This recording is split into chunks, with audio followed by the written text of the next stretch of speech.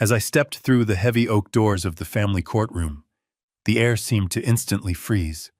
The room was grand, lined with dark wood, and filled with the suffocating silence of legal proceedings. My daughter Victoria leaned back in her leather chair and let out a soft, mocking laugh that echoed off the high ceiling. Beside her, my son-in-law Derek quickly turned his head. He stared down at the polished floor, completely refusing to meet my eyes. They sat there, radiating arrogance. They genuinely thought they had won. They thought the frail 70-year-old man walking slowly down the aisle was completely at their mercy, ready to be stripped of his rights. But then the presiding judge looked up from his thick stack of paperwork. Judge Richard Montgomery. Our eyes met. Instantly his face drained of all color, turning ashen. The heavy wooden pen slipped from his fingers and clattered loudly against the mahogany desk. His hands were visibly trembling as he whispered into the dead, silent room. My God. Is that really him? Every single eye in the courtroom shifted toward me. The arrogant smirk on Victoria's face vanished. Derek finally looked up, his brow furrowing in deep confusion. In that exact moment, the ugly truth hit my daughter like a physical blow. No one in her entitled, greedy little world knew who I truly was. Until today.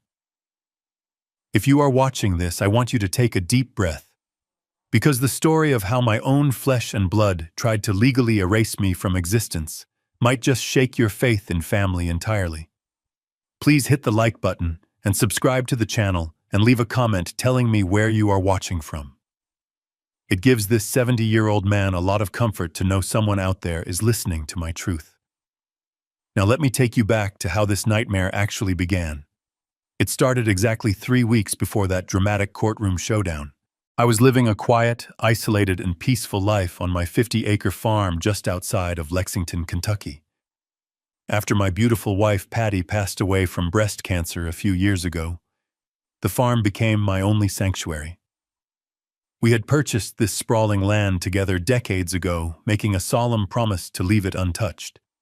It was our safe haven, a beautiful green escape away from the endless noise and greed of the city. I spent my lonely mornings tending to my loyal golden retriever, Buster, planting tomatoes and fixing up old rusty tractors in the barn.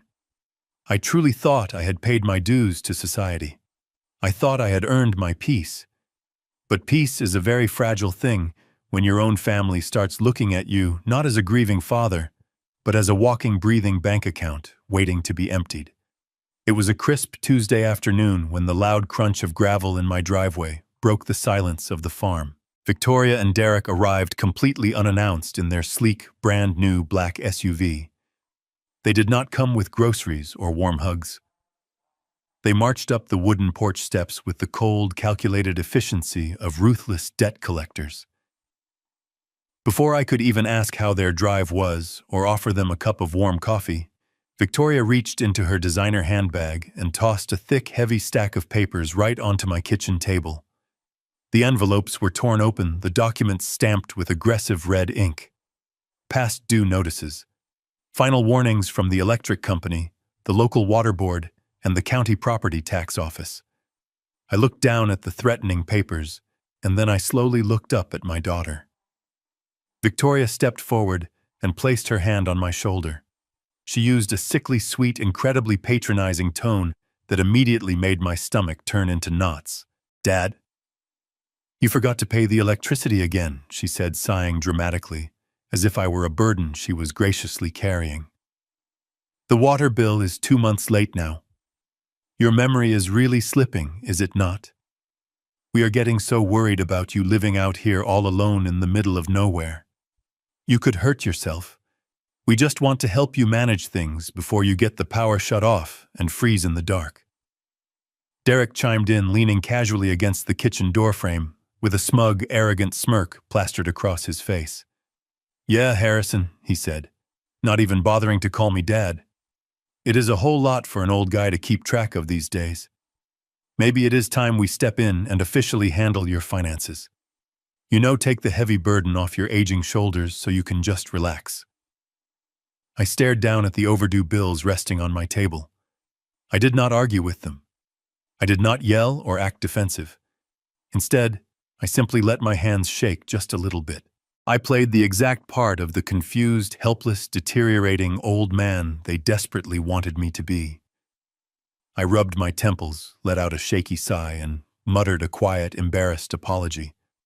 But inside my head, a massive, deafening alarm bell was ringing. You see, Victoria and Derek knew me as a loving father and a retired, boring government employee who liked to garden.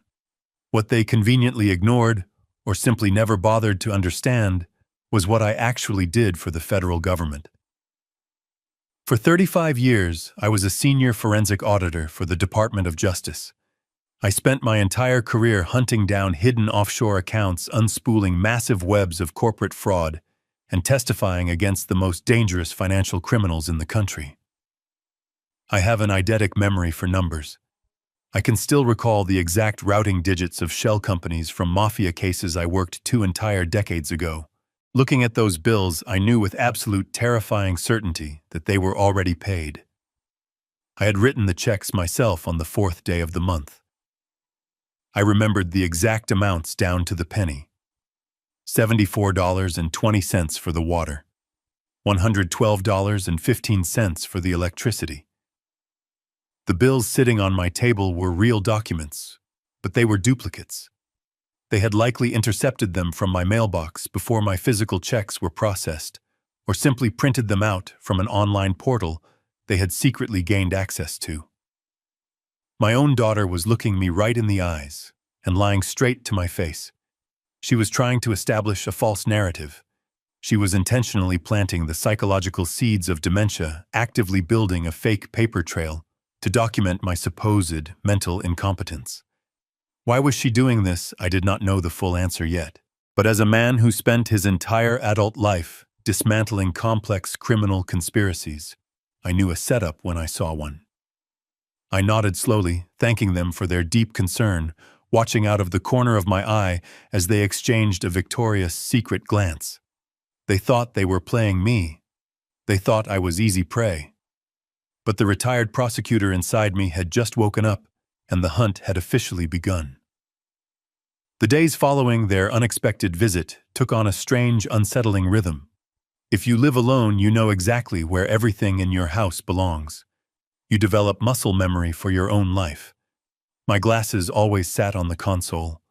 My newspaper was always stacked beside my coffee mug.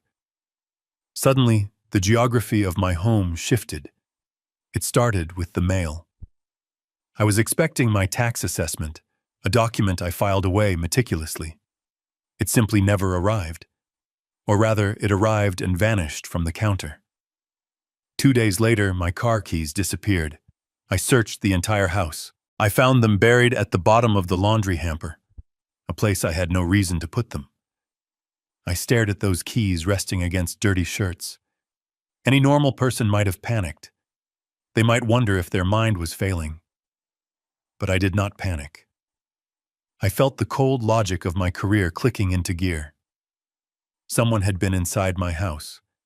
Victoria still had the spare key I gave her for emergencies. She was using it to deliberately unravel my reality. The depth of their cruelty became apparent on a Thursday afternoon. I went outside to tend to Patty's rose bushes. It was a ritual that kept her memory alive. I reached for her garden trowel. It was always kept on the second shelf of the shed. It was gone. I tore the shed apart. I scoured the garden beds. The trowel was missing. That evening, Victoria and Derek dropped by claiming they were checking on me. When I mentioned the missing trowel, Victoria gasped in theatrical concern. "Oh, Dad," she said, her voice dripping with fake sympathy. "You probably left it in the yard. You know how easily distracted you get these days." Derek shook his head, letting out an exaggerated sigh. He walked over to the window. "Harrison, buddy," he muttered, keeping his back to me. "This is getting serious. First the bills, then your keys, and now things of sentimental value. You are becoming a danger to yourself. What if you leave the stove on next time? What if you wander off and forget your way back?" I looked at the two of them standing in my living room, coordinating a psychological assault against me. The urge to practically shout that I knew exactly what they were doing burned in my chest. But a good investigator never reveals his hand until the trap is fully closed, so I gave them the tragic performance they came for. I let my tired shoulders slump. I stared down at the floor, rubbing my weathered hands together nervously. I let my voice waver just enough to sound weak and fragile. "You might be right," I whispered, looking up at Victoria with wide, highly vulnerable eyes. "I just do not know what is happening to my old head lately. Everything feels so hazy and foggy." Victoria stepped forward and wrapped her arms tightly around me. It was a hollow, lifeless embrace. "Do not worry, Dad," she cooed gently, patting my back as if I were a highly frightened toddler. "We are going to take excellent care of you. We are going to make sure you are totally safe." When they finally left, the house felt extremely heavy with the lingering residue of their lies. I walked slowly into the kitchen to pour myself a cold glass of water, and that is when I saw it. Resting perfectly in the center of the kitchen island, right where I could not possibly miss it, was a glossy, thick brochure.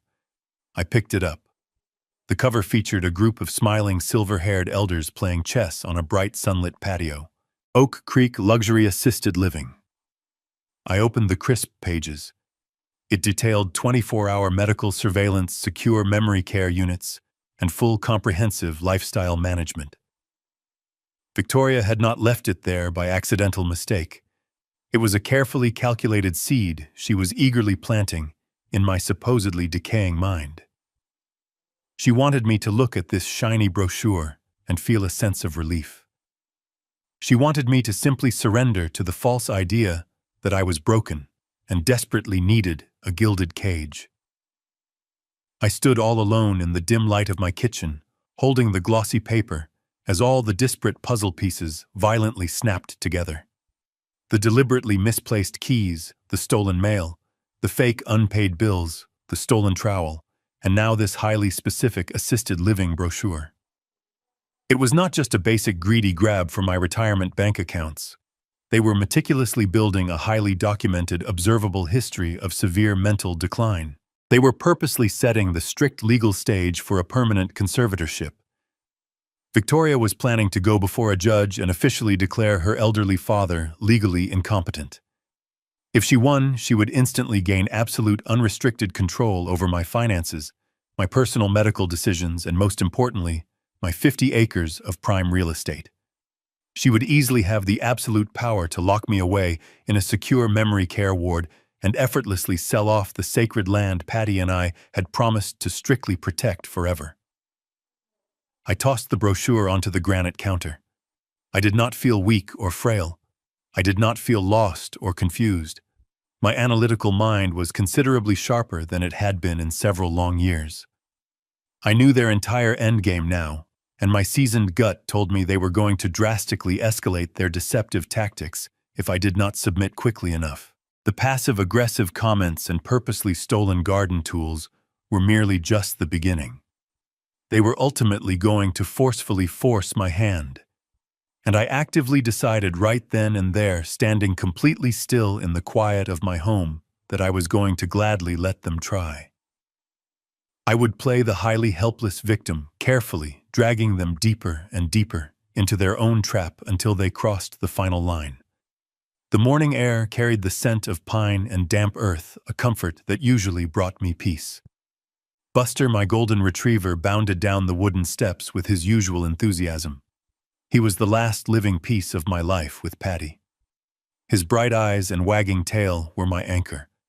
I watched him sniff around the old oak tree, content in our isolation.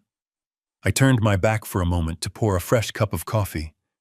The silence of the farm was profound, until it was suddenly shattered by a sound that made my blood run cold. It was a harsh, agonizing, hacking noise coming from the front yard. I dropped my ceramic mug, watching it shatter across the floor, and sprinted out the door. Buster was swaying unsteadily near the edge of the driveway. His golden coat was matted with sweat. Before I could reach him, his hind legs gave out completely. He collapsed onto the hard gravel, his body convulsing as he began to vomit violently. A thick foam gathered around his muzzle, and his breathing became a series of ragged gasps. I dropped to my knees, ignoring the sharp stones, and pulled his heavy head into my lap. I smoothed his ears, whispering his name, trying to soothe the panic radiating from his eyes. As I frantically reached for my phone to call the clinic, the sound of tires crunching on gravel echoed down the driveway. Victoria and Derek were pulling up in their black vehicle.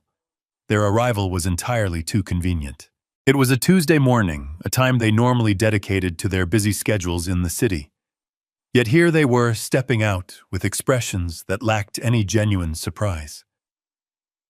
Derek walked over with a deliberate pace, crossing his arms over his chest as he looked down at my suffering companion. He did not kneel to help. He did not ask what was wrong. Instead, he let out a heavy sigh of fake frustration, shaking his head slowly. "See, Dad," he said, his voice dripping with condescension. "This is exactly what we have been warning you about. You are so confused lately that you probably fed the dog your own blood pressure medication." I stared up at him, my hands trembling as I held Buster close. I knew my medication was locked away safely in the bathroom cabinet. Buster had no access to it. But Derek continued his calculated assault, his eyes completely devoid of empathy. "You cannot even take care of an animal anymore, Harrison. You are mixing up your pills, losing your belongings, and now this poor creature is paying the price for your cognitive decline. It is honestly sad to watch." Victoria stepped forward, positioning herself beside her husband. She looked down at me with a practiced expression of sorrowful concern. Her voice was soft, but her words were sharp and commanding. "Dad, we cannot let this continue," she murmured, keeping a safe distance from the mess on the ground. "We have tried to be patient. We have tried to give you space. But you are clearly slipping away from us. This situation with Buster is a massive wake-up call. What if you leave the gas on next? What if you take the wrong medication yourself? We need to step in before someone gets killed." She reached into her leather bag and pulled out a thick manila envelope.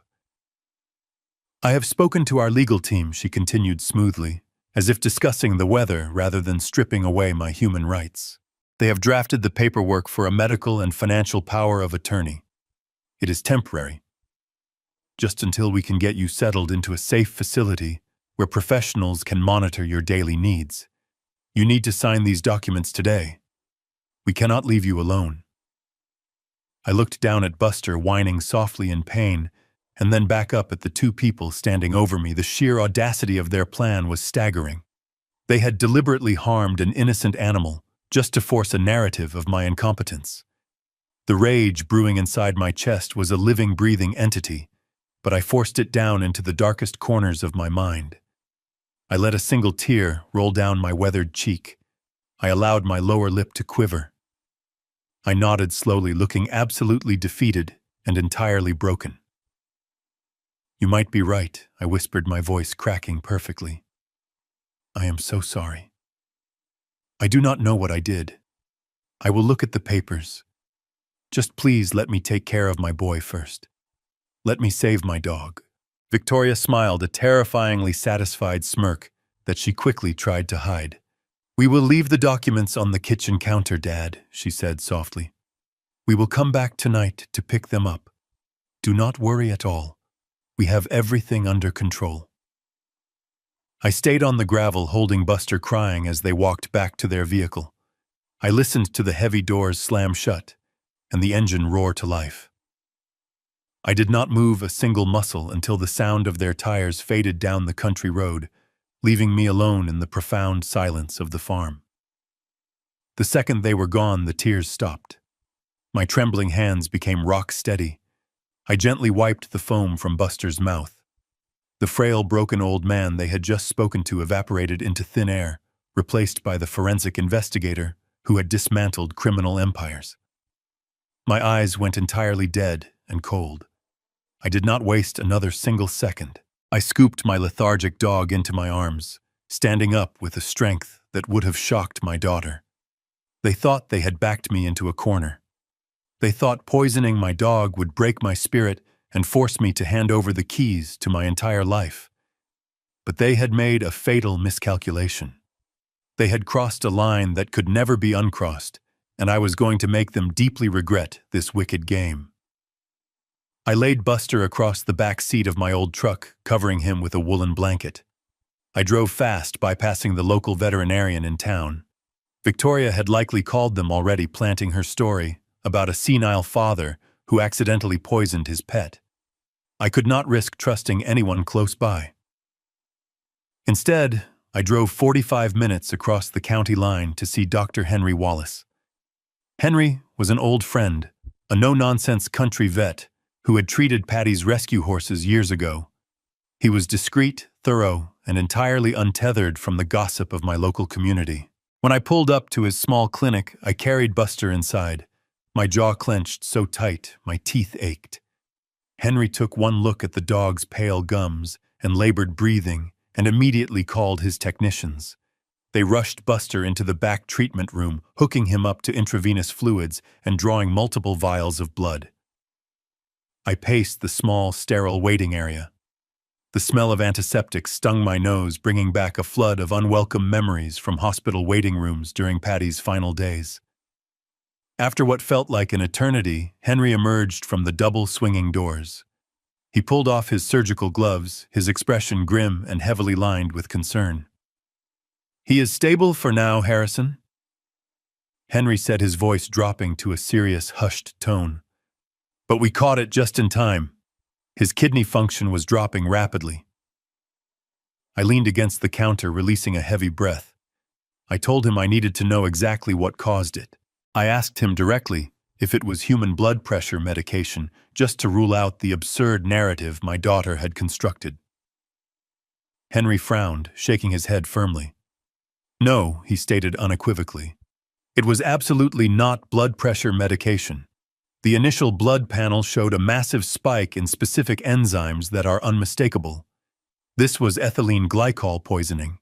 It was antifreeze, Harrison. And given his size and the progression of the symptoms, it was not a massive dose. It was a small, calculated amount, just enough to make him violently ill, but perhaps not enough to kill him instantly." The words hung in the quiet air of the clinic. Antifreeze. A small, calculated amount. It was an incredibly sweet-tasting poison that any dog would gladly lap up if it were mixed into their morning food bowl. I thanked Henry, paid the emergency bill in cash, and asked him to keep Buster for overnight observation. I told him I needed a full certified toxicology report printed on his official clinic letterhead.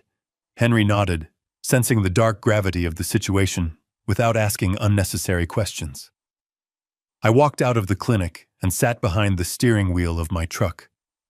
I did not start the engine immediately. I just sat there gripping the leather steering wheel until my knuckles turned completely white. I stared out through the dusty windshield, but I did not see the quiet country road. I saw the faces of the men I used to hunt. During my time at the Department of Justice, I tracked down financial operators for major international cartels. These were ruthless men who built vast empires on blood and coercion. I remembered a specific case from 1998. A cartel enforcer wanted to intimidate a stubborn bank manager into laundering money. He did not send a threatening letter. He did not make a phone call. He poisoned the manager's champion racehorse, leaving it to suffer slowly in the stable. It was a precise, calculated act of psychological terror. It was designed to break the victim's spirit, to create a profound sense of helplessness, and to vividly demonstrate that their safe boundaries had been entirely breached. Now, 25 years later, I was looking at the exact same predatory playbook. But this time, it was not a cartel hitman employing these psychological terror tactics. It was my own daughter. It was the little girl I had taught to ride a bicycle. It was the child Patty had sung to sleep every single night. Victoria and Derek were so utterly desperate to seize control of my assets that they were entirely willing to torture an innocent, loving animal.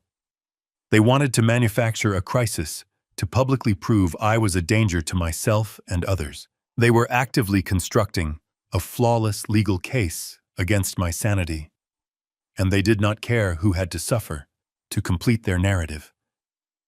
A profound shift occurred within me. The deep, agonizing sorrow of a betrayed father completely evaporated. It was instantly replaced by the cold, calculating detachment of a seasoned federal prosecutor preparing for a massive trial. I realized then that I was no longer dealing with a misguided family dispute. I was dealing with hostile, malicious adversaries who operated without any moral boundaries. They had falsely assumed that my age equated to weakness. They firmly believed that my silence was a clear sign of mental decay. They had eagerly stepped into the ring, expecting to easily knock out a confused, defenseless old man. I turned the ignition key, the engine roaring to life with a deep rumble. I pulled out of the clinic parking lot, my mind racing with operational strategies. The game of playing the confused victim was officially over. It was time to transition from passive observation to active, aggressive defense. I needed to map out their entire network. I needed to uncover exactly what was driving their sudden, vicious desperation. People do not usually resort to such extreme high-risk measures unless they are facing a catastrophic threat themselves. I needed to find their vulnerability. The retired prosecutor was fully awake now. The meticulous, relentless investigator had returned. I drove back toward the farm, mentally preparing for the war ahead. The hunt had officially begun. The journey back to my empty house was a fast, calculating blur of tactical planning. The winding country roads offered me ample time to strategize my next immediate moves. I knew that the moment I stepped through my front door, I would be entering a deeply compromised environment. Victoria and Derek had already proven they possessed a key and a complete willingness to violate my sanctuary without a second thought. If I wanted to catch them in the act, I needed eyes and ears that they could not possibly see. I did not drive straight home to the farm. Instead, I took a long detour to a specialized electronics retailer located deep in the gritty industrial district of a neighboring city. The owner of the shop was a former military intelligence contractor I had crossed paths with decades ago during a massive federal sting operation. I paid entirely in cash, purchasing an expensive array of military-grade surveillance equipment. I bought dozens of micro-cameras no larger than the head of a pin, multiple high-fidelity audio bugs perfectly designed to pick up faint whispers right through solid drywall, and a highly localized, heavily encrypted router system. When I finally pulled my truck into my gravel driveway, the sun was dipping far below the horizon, casting long, dark shadows across the wooden porch. Victoria's black vehicle was already parked aggressively near the barn. They had boldly let themselves in, undoubtedly searching for more documents, or preparing their next staged incident to prove my mind was failing. I walked heavily through the front door, carrying the expensive equipment concealed in a weathered canvas duffel bag, slung casually over my aching shoulder. Derek was sitting comfortably in my favorite armchair, scrolling endlessly through his phone while Victoria was rummaging through a tall stack of mail in the kitchen. I immediately slipped right back into my carefully crafted, fragile persona. I purposefully slumped my shoulders, let my hands tremble slightly, and sighed a deep, exhausted breath. I told them the long, highly stressful day at the veterinary clinic had completely drained my fragile energy. I muttered something totally incoherent about needing to rest my aching bones and walked slowly toward the master bedroom. Victoria followed me closely to the door, her voice dripping with that same fake, patronizing sweetness. She told me to sleep well and promised they would stay in the living room to keep a watchful eye over me. I thanked her, closed my heavy bedroom door, and locked it quietly. I lay fully clothed on the mattress, waiting patiently in the dark. I listened intensely to the muffled sounds of their hushed voices, bleeding upward through the floorboards. I waited for over 3 excruciating hours, maintaining absolute stillness. Finally, the house grew completely silent. I slipped out of bed, moving with the silent, deliberate precision I had originally learned during my early field days. I opened the canvas duffel bag and laid out the surveillance tools. I started directly in the living room, creeping silently past where Derek was dozing lightly on the sofa. My heart beat steadily with calculated purpose. I embedded a tiny camera inside the hollow base of a decorative wooden clock sitting on the mantel. I placed a highly sensitive audio bug securely beneath the heavy oak coffee table. In the kitchen, I unscrewed the faceplate of a high wall outlet, slipping a wide-angle lens directly behind the plastic casing to perfectly capture the entire room. I moved like a ghost through my own home, wiring the formal dining room, the long hallways, and the private office where I kept my financial filing cabinets locked. I then slipped quietly out the back door into the cool, damp night air. I wired the dark interior of the barn, hiding a camera high up in the wooden rafters, angled perfectly downward to capture absolutely everything below. Finally, I addressed the driveway. I tucked a weatherproof motion-activated lens deep inside the hollowed-out cavity of a decorative stone pillar near the main iron gate. It would seamlessly capture every single license plate and every hushed conspiratorial conversation happening outside their vehicle. Back in the ultimate safety of my locked bedroom, I fired up my laptop to immediately complete the final, most crucial phase of my operation. I connected the localized router to a highly secure, heavily encrypted offshore server based deep in Switzerland. Every single frame of high-definition video and every crystal-clear audio file would be automatically uploaded to a digital vault that absolutely no one in the United States could ever access or legally subpoena without my direct personal authorization. As I watched the live feeds begin to populate across my computer screen, providing a perfect surveillance grid of my entire property, a profound sense of sorrow briefly washed over my weary soul. I stared intently at the grainy green-tinted night vision image of my daughter sleeping peacefully on my sofa. I could not ignore the bitter, agonizing irony of the tragic situation. I had spent my entire professional life using these exact same covert surveillance tactics to definitively dismantle violent mafia syndicates and ruthlessly cunning financial predators. I had built complex federal cases against heartless men who violently destroyed innocent lives for basic profit. Now I was actively deploying those precise counterintelligence measures against my own flesh and blood. I was officially treating my only daughter and her husband like highly organized, dangerous criminals. But as I watched Derek stir in his sleep, vividly remembering the vile, sweet-tasting poison he had casually fed my innocent, trusting dog, my brief sorrow hardened back into solid, impenetrable ice. They were no longer family. They were hostile predators operating freely inside my perimeter, and I was going to meticulously document every single breath they took. I sat in the darkness, illuminated only by the faint glow of the monitors, absolutely ready for whatever lies they planned to spin the moment the sun came up. The sun came up, casting a pale, cold light across the frost-covered grass of my farm. I was already awake, sitting in the kitchen with a cup of black coffee waiting for the performance to begin. At precisely 10 in the morning, Victoria walked through the front door leading a man I had never seen before. He wore a crisp white coat over a wrinkled blue dress shirt. He carried a sleek leather briefcase, but I immediately noticed his shoes. They were cheap, scuffed at the toes, and completely out of place for a highly paid medical specialist. Victoria introduced him as Dr. Miller, a top-tier neurologist from a private clinic in the city.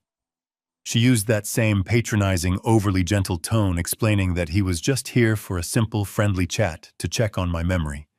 I knew better. This was not a medical visit. This was a targeted deposition.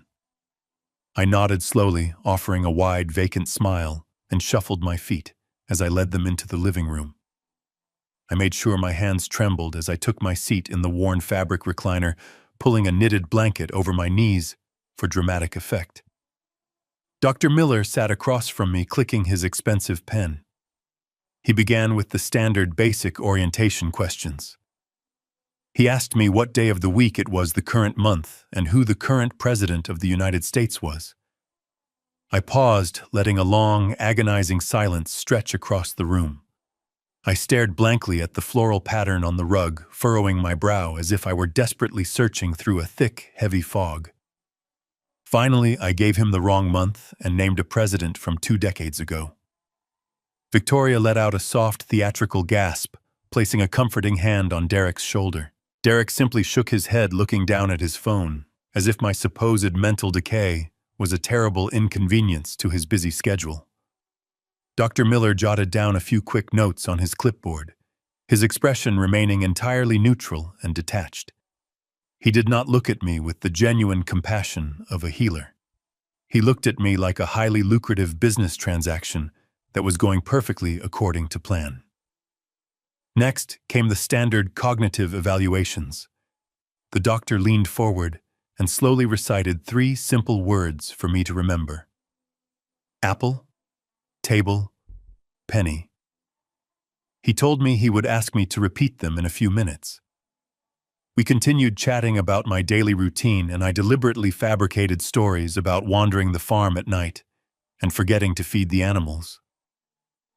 When he finally asked me to recall the 3 words, I blinked heavily. I offered him a frustrated, helpless look. I successfully recalled the word apple, but I intentionally stumbled, substituting the other 2 with completely unrelated objects.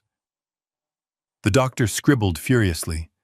Then he handed me a blank piece of white paper and a pen. He asked me to draw the face of a clock and set the hands to show 10 minutes past 11. This is a classic neurological assessment to detect severe cognitive impairment. I held the pen loosely, letting my hand shake. I slowly drew a lopsided, distorted circle. I bunched all the numbers together on the right side of the page, completely ignoring the left. I drew the hands, pointing in random, nonsensical directions. When I handed the paper back, I saw Victoria bite her lower lip to hide a victorious, glowing smile. She had exactly what she came for. She had the visual, documented proof that her father was a broken, incompetent shell of a man. Dr. Miller packed away his notes, snapping his leather briefcase shut. He stood up and spoke in hushed, serious tones with my daughter near the front hallway. He assured her that the evaluation was completely conclusive. He promised he would quickly expedite the necessary medical certificates to their legal team by the end of the week. Victoria thanked him profusely, playing the part of the grieving, deeply concerned daughter to absolute perfection. Derek opened the front door, offering to walk the good doctor out to his vehicle. I remained in my recliner, staring out the front window, with a perfectly blank, vacant expression, watching them disappear down the wooden porch steps. I sat completely motionless until the house was entirely empty and the heavy silence returned. Then I stood up, folding the knitted blanket neatly. My trembling hands became completely still. The thick fog of dementia instantly vanished from my sharp eyes. I waited patiently for nightfall before I retreated into the privacy of my locked office. I turned on my laptop and accessed the encrypted offshore server. I pulled up the high-definition video feed from the driveway camera I had hidden inside the decorative stone pillar the previous night. I rewound the digital footage to the exact moment Derek and the doctor walked out to the expensive luxury vehicle. The dark video image was absolutely crystal clear. I watched as Derek casually leaned against the driver's side door, checking over his shoulder to ensure nobody was watching.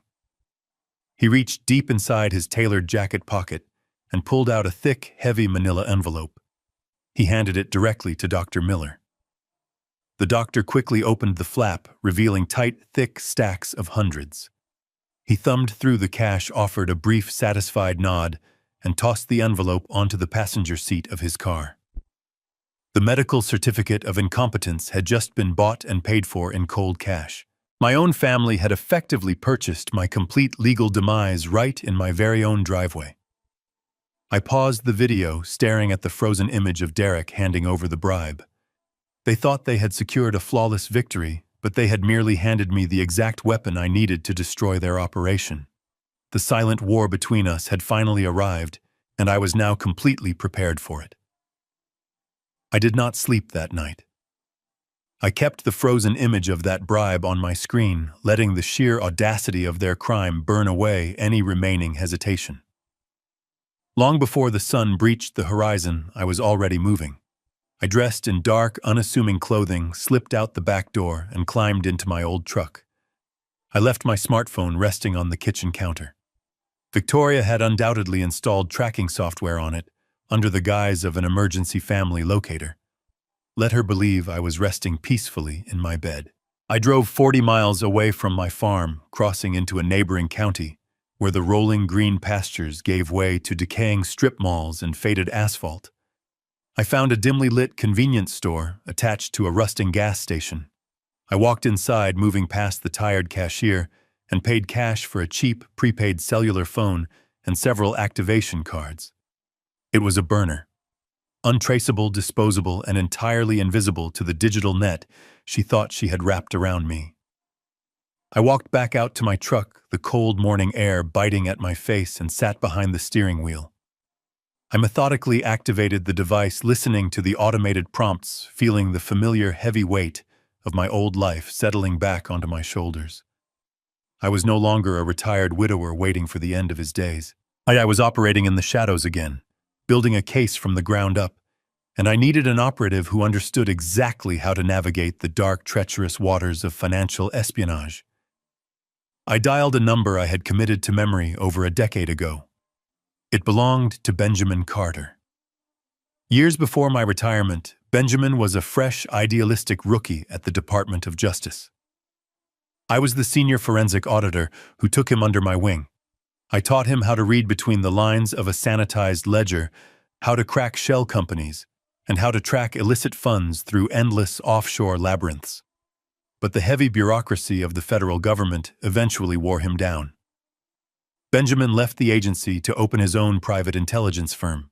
He became a ruthless, highly effective private investigator who specialized in corporate warfare and operated comfortably within the deepest gray areas of the law. He had access to tools, databases, and unsavory contacts that the government simply could not legally touch.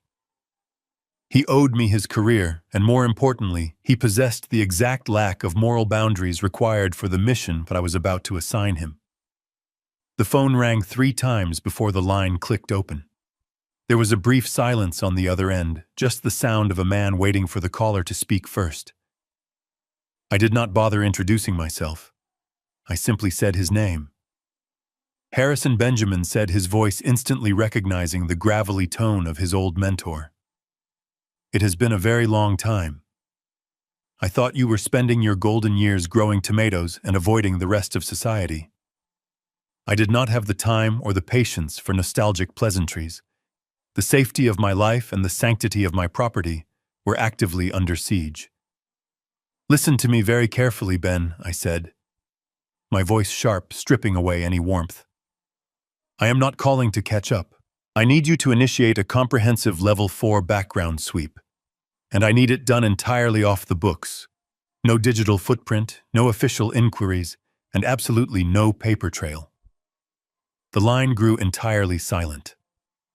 A Level 4 sweep was our old agency code for a deep, illegal level dive. It meant breaching secure financial firewalls, accessing restricted banking nodes, and pulling private communications without a legal warrant. It was a felony just to ask for it. You know, I do not take those kinds of risks for just anyone, Harrison Benjamin replied, his tone shifting into professional caution. Who are we looking at? Derek Sterling, I answered flatly. He is the CEO of Sterling Development Group. He also happens to be my son-in-law. I heard the soft scratching of a pen through the speaker. Your own son-in-law, Benjamin echoed, dark curiosity creeping into his voice. What exactly did he do to warrant you coming out of retirement to destroy him? He just purchased a fraudulent medical diagnosis of severe cognitive impairment to force me into a locked conservatorship, I stated coldly. He and my daughter are currently trying to strip away my human rights and seize my entire estate. And people do not orchestrate elaborate, highly illegal medical frauds just for the sheer thrill of it. They do not risk serious prison time unless there is a massive looming threat hanging over their own heads. Derek is hiding something catastrophic inside his real estate firm. They are moving with a reckless, terrifying speed. Follow the money, Ben. They are desperate. Find out why. I will need full authorization to bypass standard privacy protocols, Benjamin said, fully understanding the extreme gravity of the request. Consider it granted, I replied. I need you to dig into his hidden investors, his outstanding loans, and his private offshore holding accounts. I want to know who he owes, how much he owes, and exactly what kind of hostile leverage is forcing him to attack my life. I will have a preliminary dossier for you within 48 hours, Benjamin promised. We established a secure communication protocol, and I ended the call. I carefully removed the lithium battery from the burner phone and tucked the device deep inside my locked glove compartment. I sat there, in the quiet dawn, and stared out at the rising sun, the sky bleeding into a vibrant, fiery orange. The trap was set. The bloodhounds of my past were officially released into the wild, and my treacherous daughter was about to painfully learn a truly devastating lesson about waking a sleeping predator who had absolutely nothing left to lose. 2 nights later, the damp midnight air chilled me to the bone. I parked my heavy truck at the edge of a completely abandoned logging road several miles away from the watchful digital eyes I had carefully installed at my own farm. The dense canopy of ancient pine trees blocked out the moonlight, leaving me entirely swallowed by the pitch-black wilderness. I sat perfectly still in the driver's seat, with the engine cut, listening to the rhythmic chirping of crickets. Exactly at the stroke of midnight, a bright pair of headlights swept rapidly across the dusty gravel path. A sleek, dark sedan rolled to a quiet stop mere inches from my heavy front bumper. The engine cut and the headlights died. A tall, broad-shouldered silhouette stepped out of the vehicle and walked deliberately toward my window. Benjamin Carter slipped into the passenger seat of my truck, bringing with him the distinct scent of stale coffee and cheap airport cologne. He did not offer a handshake. He simply opened a thick leather binder on his lap and illuminated it with a small, dim penlight. "You were absolutely right to trust your gut on this one, Harrison." Benjamin said, his voice a low, gravelly whisper. "Your son-in-law is not just swimming in debt. He is drowning in shark-infested waters." Benjamin handed me a stack of highly encrypted financial dossiers. I looked closely at the glaring red numbers bleeding across the detailed ledgers. "Derek Sterling is a complete fraud," Benjamin continued. "Sterling Development Group has been functionally bankrupt for over 18 months. He wildly over-leveraged himself on 3 massive commercial development projects that completely failed their critical zoning inspections. The traditional banks cut his credit lines last year. To keep up appearances and avoid a total public collapse, Derek turned to the shadow markets. He borrowed heavily from a syndicate of unregulated, highly violent private lenders based out of Chicago. These are not men who repossess your car when you miss a payment. These are men who repossess your kneecaps and threaten your family." I stared at the horrifying bottom line. Derek owed $15 million in principal, and the predatory interest was compounding daily. "He has missed his last 3 penalty payments," Benjamin explained grimly. "His handlers have officially lost their patience.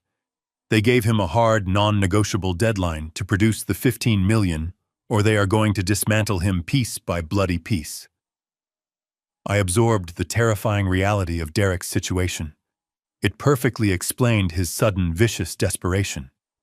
But it still did not explain why they were spending so much desperate time trying to legally steal my farm. I explicitly told him my land was just an old agricultural plot, worth maybe $1 million on a good day. Benjamin shook his head slowly, reaching deeper into his leather binder. He pulled out a set of classified, highly restricted topographical maps, stamped with the seal of the State Transportation Authority. "That is where you are wrong, Harrison," he said, tracing a red line across the map with his pen. "Your farm is no longer just dirt and trees. 2 weeks ago, the state government held a closed-door, unrecorded session. They secretly approved the final blueprints for a massive, multi-billion-dollar interstate expansion project. The new logistics highway interchange is slated to run directly over your 50 acres. I looked closely at the stolen government schematics. My beautiful sanctuary, the sacred land Patty and I had promised to protect forever, was the exact epicenter of a massive commercial bottleneck. Because the state is desperate to break ground before the next election cycle, they are exercising eminent domain with extreme prejudice, Benjamin explained, tapping the final page of the dossier. They have secretly allocated over $30 million to forcibly buy out your specific parcel of land. Your son-in-law caught wind of this classified approval through a corrupt contact at the zoning board. I leaned back against the headrest, letting the sheer horrifying magnitude of the betrayal wash over me. The puzzle was finally complete. The fake overdue bills, the stolen memories, the poisoned dog, and the fraudulent neurologist. It was never about my small savings. It was about controlling the $30 million payout. If Victoria successfully declared me legally incompetent and secured a strict conservatorship, she would instantly gain the absolute legal authority to sign the eminent domain paperwork on my behalf. She would force the sale of my sacred home, collect the $30 million from the state government, pay off her husband's violent mob debts, and easily pocket the rest. She is willingly trading your freedom, your sanity, and your legacy just to save her pathetic husband from the consequences of his own greed, Benjamin said softly, closing the heavy binder. She is selling you out to the mob, Harrison. I sat in the suffocating darkness of the truck cab, staring blankly at the dim penlight. My own daughter. She knew how much this land meant to her mother. She knew I wanted to die peacefully on this farm. Yet she was actively planning to lock me inside a sterile, heavily medicated memory care ward while bulldozers tore down Patty's rose garden. A cold, absolute void opened up inside my chest, swallowing the last remaining fragments of paternal love I held for Victoria. The biological tie between us severed completely in that silent truck. I quietly thanked Benjamin, promptly paying him his exorbitant fee in untraceable cash. I told him to remain on high standby. As he stepped out into the dark woods and vanished into the night, I felt a dangerous, predatory calm settle deep into my bones. Victoria and Derek had confidently built their entire criminal survival strategy on the entirely false assumption that I was a weak, oblivious victim. They were about to painfully learn that they had driven a highly trained predator into a dark corner, and I was going to tear their entire world apart. I drove back to the farm under the cover of darkness. My mind was no longer clouded by the heavy grief of a betrayed father. It was operating with the cold, sterile efficiency of a federal investigator. When I walked through my front door, the profound silence of the house felt entirely different. It was no longer a lonely sanctuary. It was an active crime scene.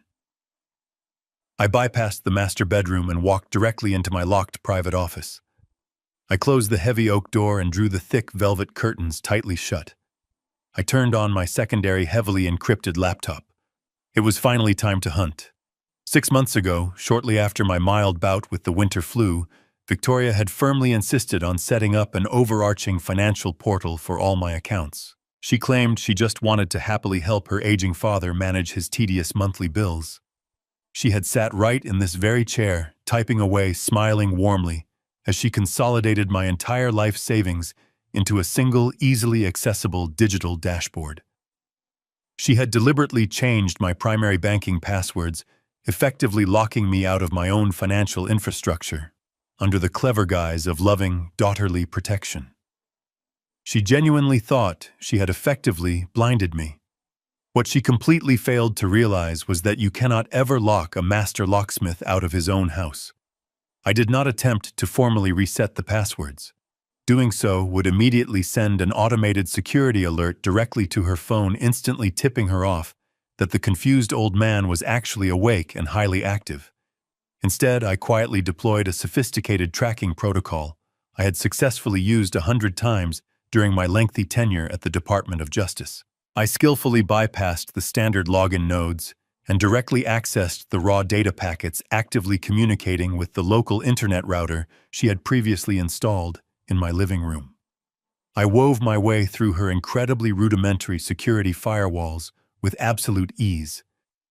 Within 45 minutes, I had successfully established a silent, invisible digital backdoor directly into the entire financial network she was currently managing from her luxury city penthouse.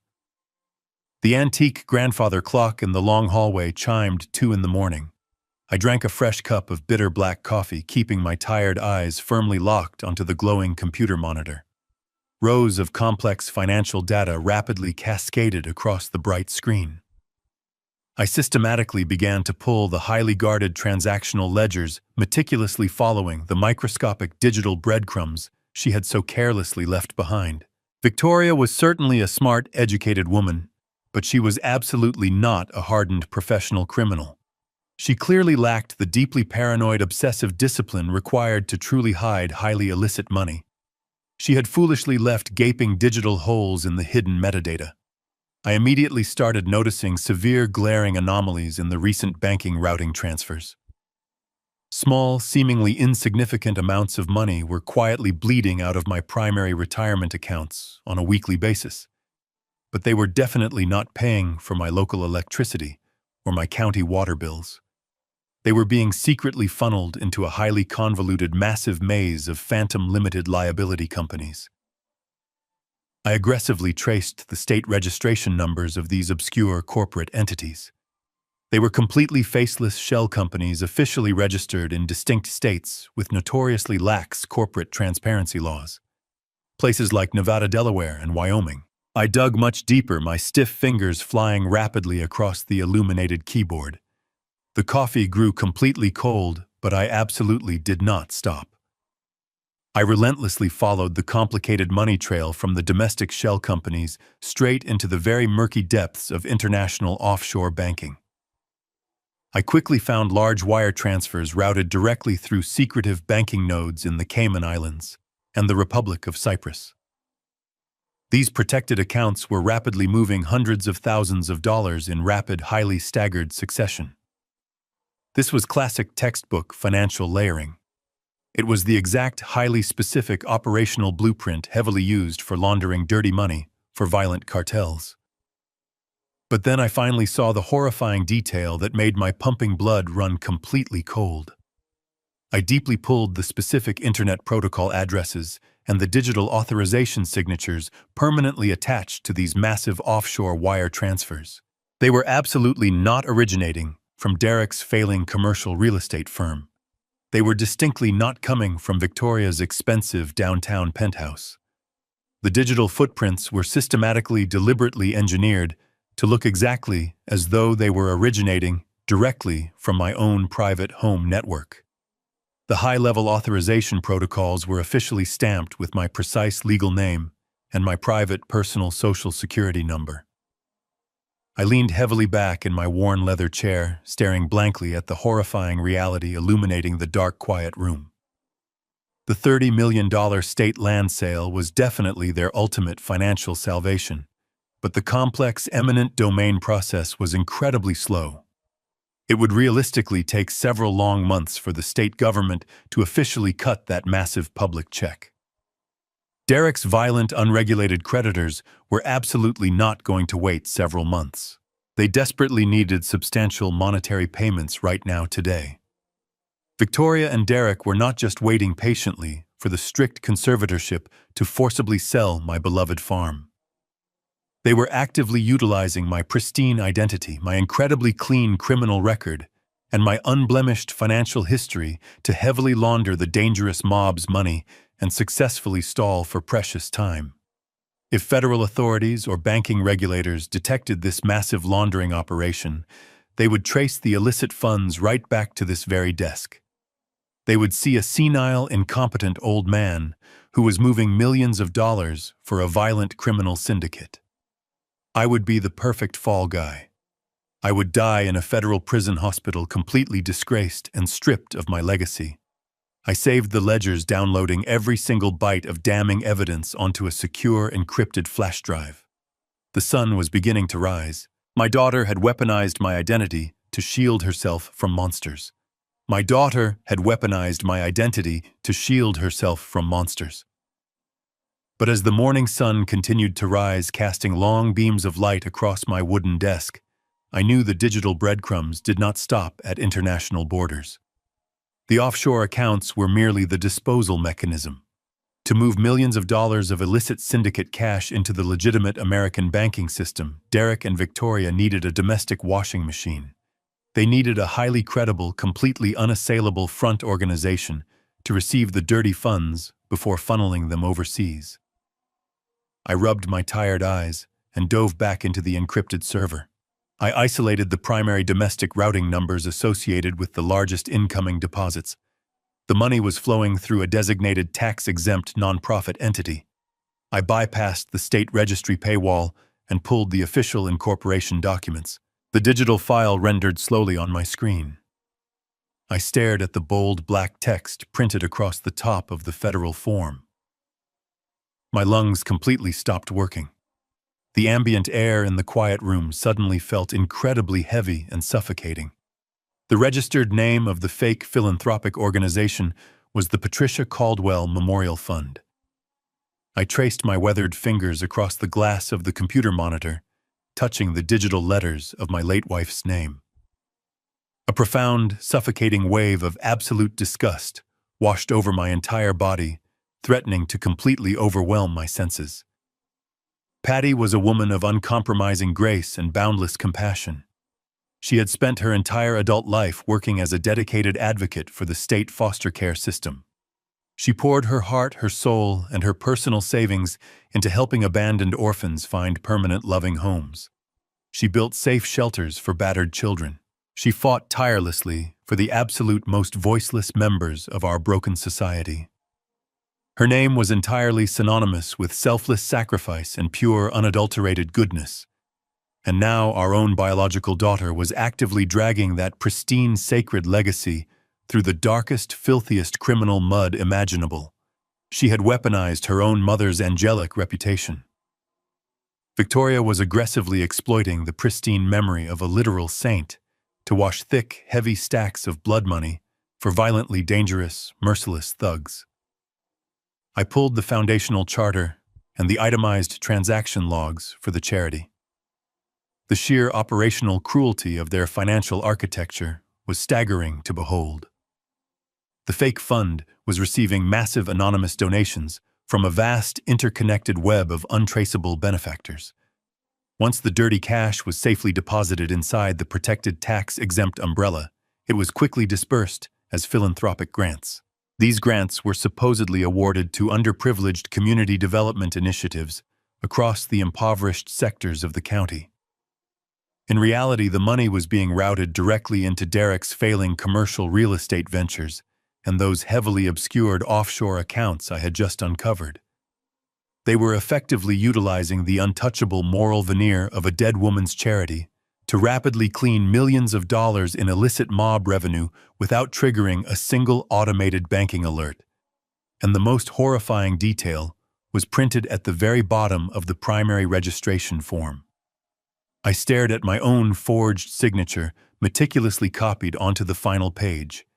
I was officially listed as the singular founding director, the sole financial signatory, and the absolute primary legal beneficiary.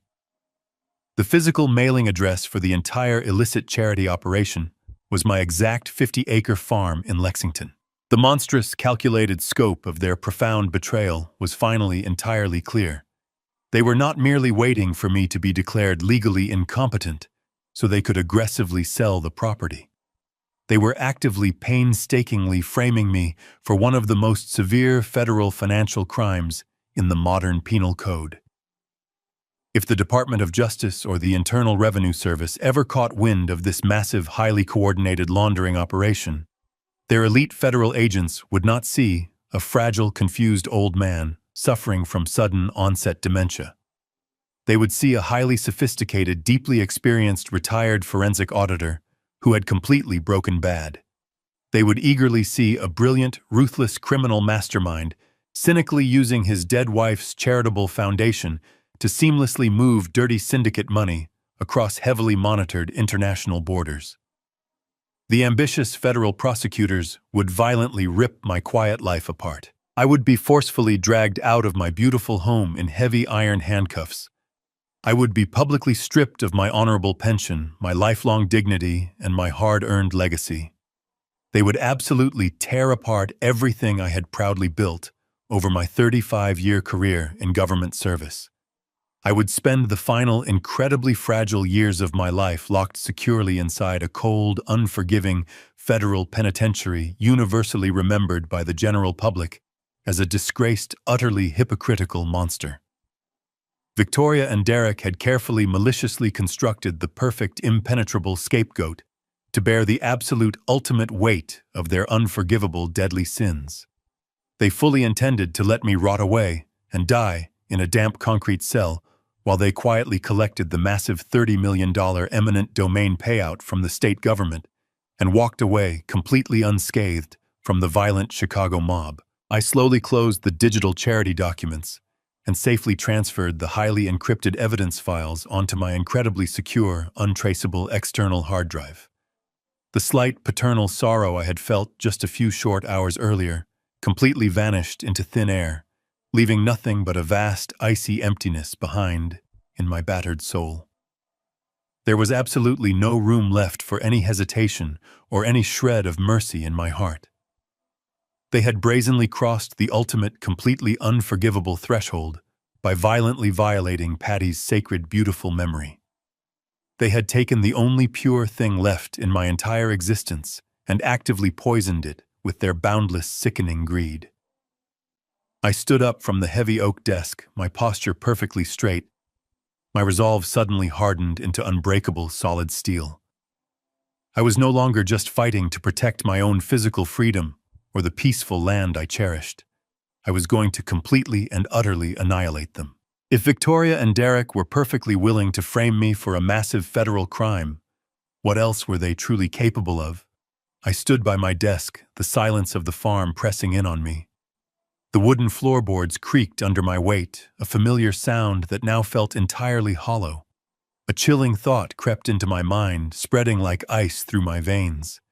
They had systematically isolated me from my friends and my former colleagues. They had seized complete control of my finances, manipulating my hard-earned wealth into a hidden criminal empire. They had orchestrated a fraudulent neurological exam to legally bind my mind and officially document me as a completely incompetent burden to society. But there was one final, deeply vulnerable aspect of my life that I had blindly handed over to my daughter during a moment of profound weakness. My personal health care and all the deeply sensitive decisions it entailed. 6 months ago, when I suffered that severe bout of the winter flu, Victoria had insisted on managing my electronic medical records.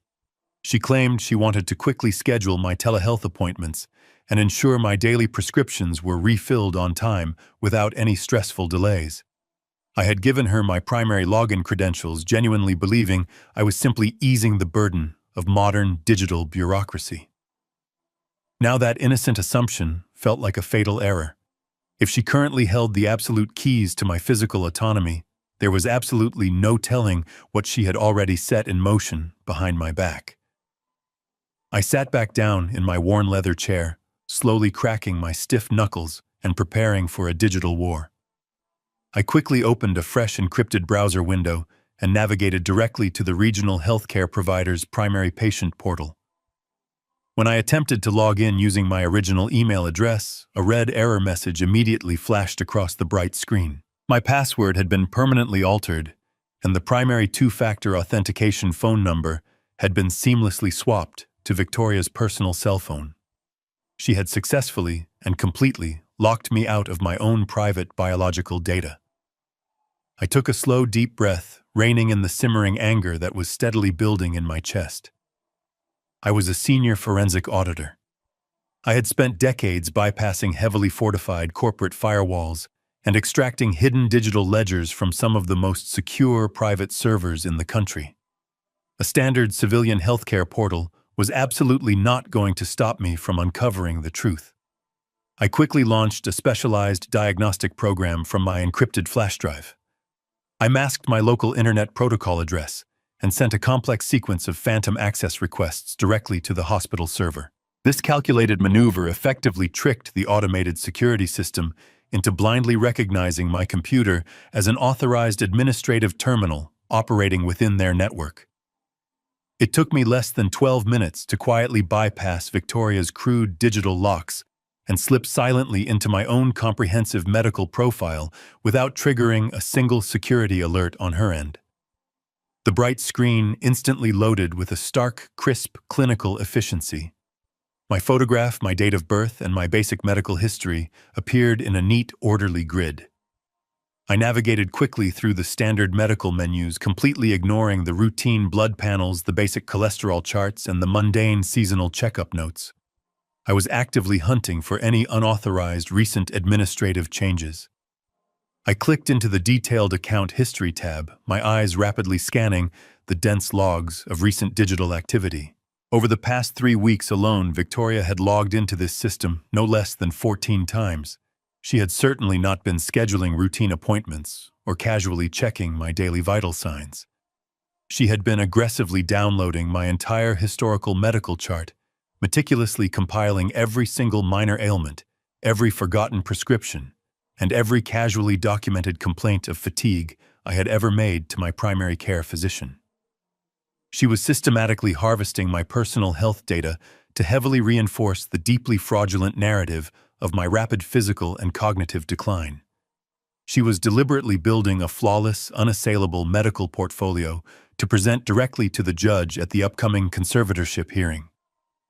She wanted to prove beyond any reasonable doubt that I was a failing old man who desperately needed to be institutionalized for his own safety. But as I scrolled further down the screen, my aging heart began to pound with a slow, heavy rhythm. Below the standard diagnostic charts and the routine prescription refill requests, there was a separate, highly secure digital folder designated exclusively for administrative legal uploads. I cautiously moved my computer cursor directly over the small folder icon. A cold bead of sweat slowly rolled down the back of my neck, tracing the line of my spine.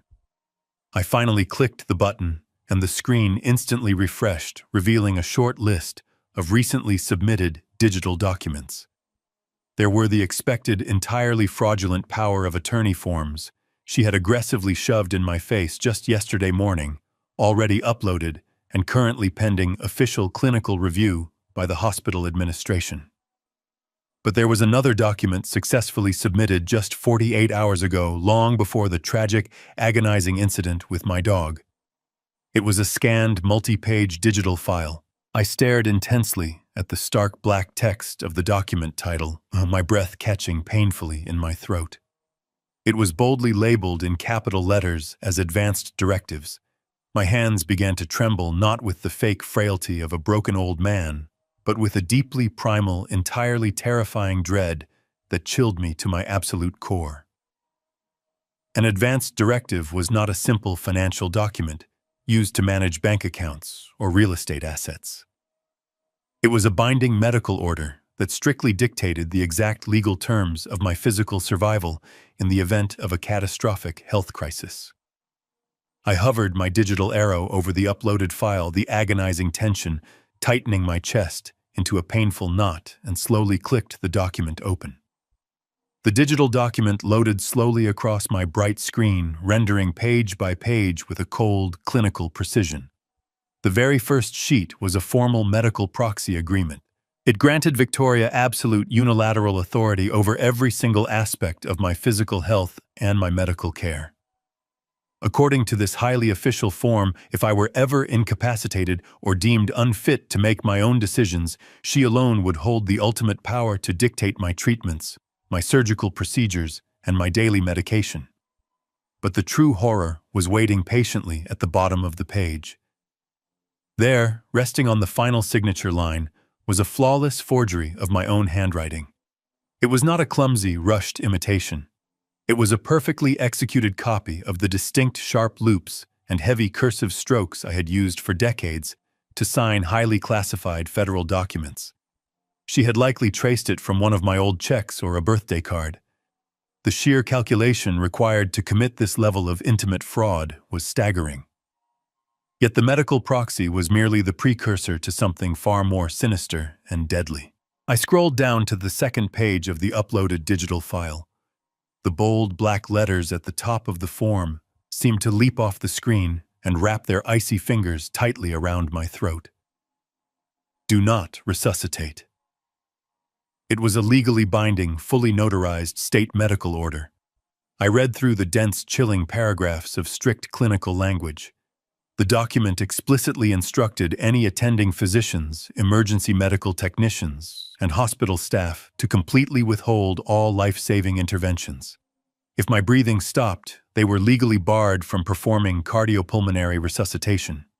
If my heart suddenly failed, they were strictly forbidden from using a defibrillator or administering any emergency cardiac medications. If I choked or lost consciousness, no breathing tube would ever be inserted. The medical professionals would be legally mandated to simply step back, cross their arms, and watch me quietly expire. And right next to another flawless forgery of my signature was a deeply cynical checkbox filled in with thick black ink. It indicated that this decision was made after profound, careful consultation with my designated medical proxy. My daughter had officially legally authorized my death. The terrifying reality of their ultimate endgame crashed over me like a freezing tidal wave. They were not merely planning to lock me away inside a high-end assisted living facility to safely force the sale of my farm. A lengthy conservatorship could potentially be contested. A messy legal battle could easily drag on for months or even years, draining their highly limited resources and dangerously testing the fragile patience of the violent Chicago mob. Derek owed those ruthless men $15 million right now. They desperately needed the $30 million state infrastructure payout immediately. A living, breathing father fighting them in a civil courtroom was a massive liability. But a dead father was a perfectly clean, remarkably swift resolution to all of their towering problems. If I suddenly suffered a mild, highly survivable heart attack, the paramedics would be legally forced to let me die on my own living room floor. If Victoria came over for a friendly Sunday visit and decided to quietly slip an untraceable chemical into my morning tea, exactly like her husband had done to my innocent dog, I would quickly lose consciousness. The emergency room doctors would access my medical portal, see the binding state directive, and turn off the life support machines without asking a single question. I was a dead man walking in my own home. I sat perfectly still in the dim glow of my computer monitor. I did not shed a single tear. I did not scream or slam my fists against the heavy oak desk. The deep, agonizing grief of a betrayed father, the profound sorrow that had weighed heavily on my tired shoulders for the past few days, completely and utterly evaporated. It was instantly replaced by a pure, absolute ice that froze my soul and chilled my blood. My own daughter had coldly calculated the exact monetary value of my remaining years and decided my life was worth trading for her husband's survival. She had cynically looked at the man who had raised her, protected her, and loved her unconditionally, and she had meticulously forged my execution papers. The emotional bond that had once connected us was permanently severed, cauterized by the sheer magnitude of her unforgivable malice. I was no longer dealing with a misguided child or a greedy heir. I was dealing with a ruthless, predatory adversary who posed a direct lethal threat to my physical survival. I slowly saved the forged medical documents onto my encrypted external hard drive, adding them to the growing mountain of damning federal evidence. I securely logged out of the hospital portal, completely covering my digital tracks, and quietly shut the laptop down. The room plunged back into profound darkness, but my mind was brilliantly illuminated with absolute, terrifying clarity. The final phase of my strategy was now firmly in place. I was going to patiently let the heavy steel jaws of their trap snap shut, only to brutally remind them that they had unknowingly locked themselves inside the cage with an apex predator. I was going to destroy their entire world with a smile on my face. The paperwork was ready. The traps were fully armed. They believed they were hunting a vulnerable old man, but they had absolutely no idea what kind of monster they had just woken up. My daughter wanted me dead, but I was going to make sure she spent the rest of her pathetic life trapped behind cold iron bars. The battle lines were drawn. The evidence was secured. The absolute time for vengeance had officially arrived right now. Tomorrow, they would come to pack my bags, and I would gladly let them. I would play my final performance flawlessly, preparing to unleash hell upon them. The morning sun cast a pale, watery light across the weathered floorboards of my living room. I sat in my armchair, wrapped in a thick woolen cardigan that Patty had knitted for me over a decade ago. I stared blankly at the cold fireplace, practicing the hollow, vacant expression I would need for the performance ahead. I let my shoulders droop, curving my spine to mimic the physical weight of advancing age and mental decay. I focused on slowing my breathing, adopting a shallow, fragile rhythm. At exactly 9 o'clock, the heavy crunch of tires on gravel announced their arrival. Victoria and Derek did not bother to knock. They pushed the front door open, bustling inside with a flurry of loud, intrusive energy. Derek carried a stack of flattened cardboard boxes under one arm and a roll of heavy packing tape in his other hand. Victoria trailed behind him, holding a sleek tablet and a large steaming cup of expensive coffee. They looked like a young, ambitious couple preparing to flip a neglected property, completely devoid of any solemnity or respect for the life I had built within these walls. Morning Dad Victoria sang out, her voice unnaturally bright and cheerful. "We brought the boxes. We need to get a head start on packing your essentials. Tomorrow is a very big day." She did not ask how I was feeling. She did not ask if I had slept. She simply marched into the kitchen and began opening cabinets, the sharp clatter of dishes echoing through the quiet house. I slowly pushed myself up from the armchair, deliberately leaning heavily on my wooden cane.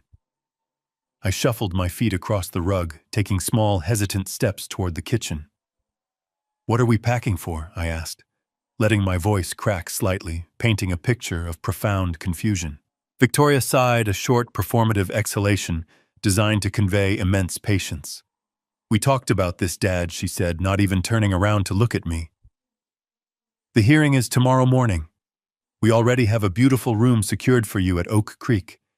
It has a lovely view of the gardens. You are going to be so much safer there. We just need to pack your clothes, your toiletries, and maybe a few small photographs. They do not allow a lot of personal furniture." Derek dropped the cardboard boxes onto the dining table with a loud, dismissive thud. He began ripping off long strips of packing tape, the harsh tearing sound grating against my nerves. "Yeah, Harrison," he muttered finally, looking at me with a smirk that made my skin crawl. "Time to downsize. You do not need all this junk anyway. It is just collecting dust." He picked up a framed photograph of Patty from the side table, glanced at it for a fleeting second, and casually tossed it into an empty box. The glass cracked against the cardboard bottom. He did not apologize. He did not even flinch. It was a deliberate act of profound disrespect, a blatant display of dominance over a man he firmly believed was entirely broken and powerless. I stared at the cracked frame, the agonizing urge to cross the room and wrap my hands around his throat, flaring violently in my chest. But I ruthlessly suppressed it. I forced my eyes to widen in fabricated distress. I reached out a trembling hand toward the box. "My picture," I mumbled, playing the pathetic victim flawlessly. "Please be careful with Patty." Derek rolled his eyes and turned away, completely ignoring my plea. He walked toward my private office, the room where I had uncovered the massive depths of their federal crimes just hours before. "Let us start in here," he announced to Victoria. "There is a ton of old paperwork we need to shred before the real estate agents come through next week to stage the house." He reached for the heavy oak door. My heart hammered a steady warning rhythm. I knew my encrypted hard drive and the hidden surveillance router were securely locked away in a hidden compartment behind a false bookshelf, but watching him invade that space tested every ounce of my disciplined restraint. I shuffled quickly behind him, trying to sound desperately anxious. "Do not touch my papers," I protested weakly. "Those are important. They are my files." Derek paused in the doorway, turning his head to look down at me. His smug smirk widened into a sneer of absolute contempt. He leaned in close, his voice dropping to a harsh, mocking whisper. "They are garbage, old man," he sneered. "Just like this whole rotting house. You do not need files anymore. You need a nurse to remind you to put your pants on. Go sit down and let the adults handle this." The sheer staggering arrogance of his words echoed in the hallway.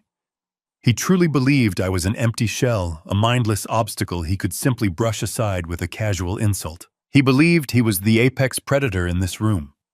He had absolutely no idea that he was currently standing on a highly sensitive landmine, and I was holding the remote detonator. I lowered my head, letting my chin rest against my chest. I nodded slowly, as if thoroughly defeated by his cruel dominance. I turned around and shuffled slowly back toward the living room, feeling his dismissive gaze burning into my back. As I retreated, I heard him laugh softly, a dry, arrogant chuckle shared with Victoria. "He thinks he still works for the government," Derek muttered loudly enough for me to hear. "It is honestly pathetic." Victoria shushed him, but she was laughing too. I sank back into my armchair, pulling the woolen cardigan tighter around my shoulders. I closed my eyes, listening to the agonizing sounds of them carelessly tearing apart my home, boxing up my memories, and preparing me for a clinical execution.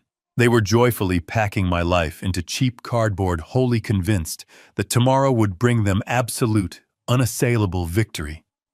They were so blinded by their own greed and their desperate need to satisfy their violent creditors that they failed to notice the profound, terrifying stillness radiating from the old man in the corner.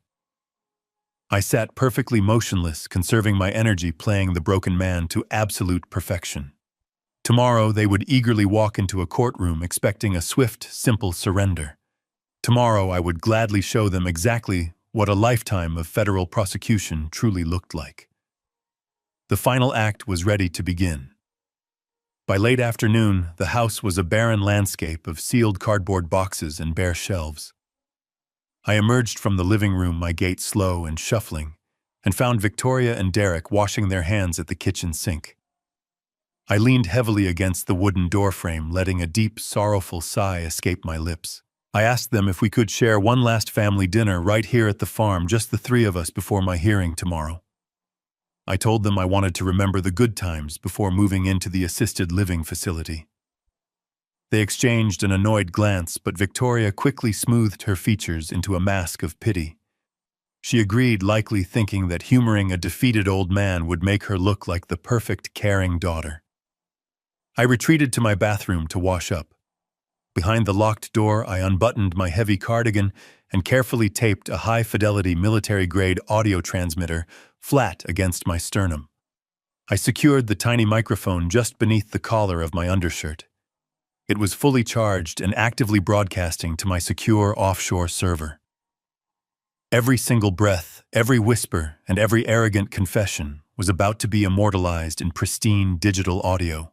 I cooked 2 thick ribeye steaks for them, burning my own slightly to play into the false narrative that I was losing my basic motor skills. We sat around the heavy oak dining table.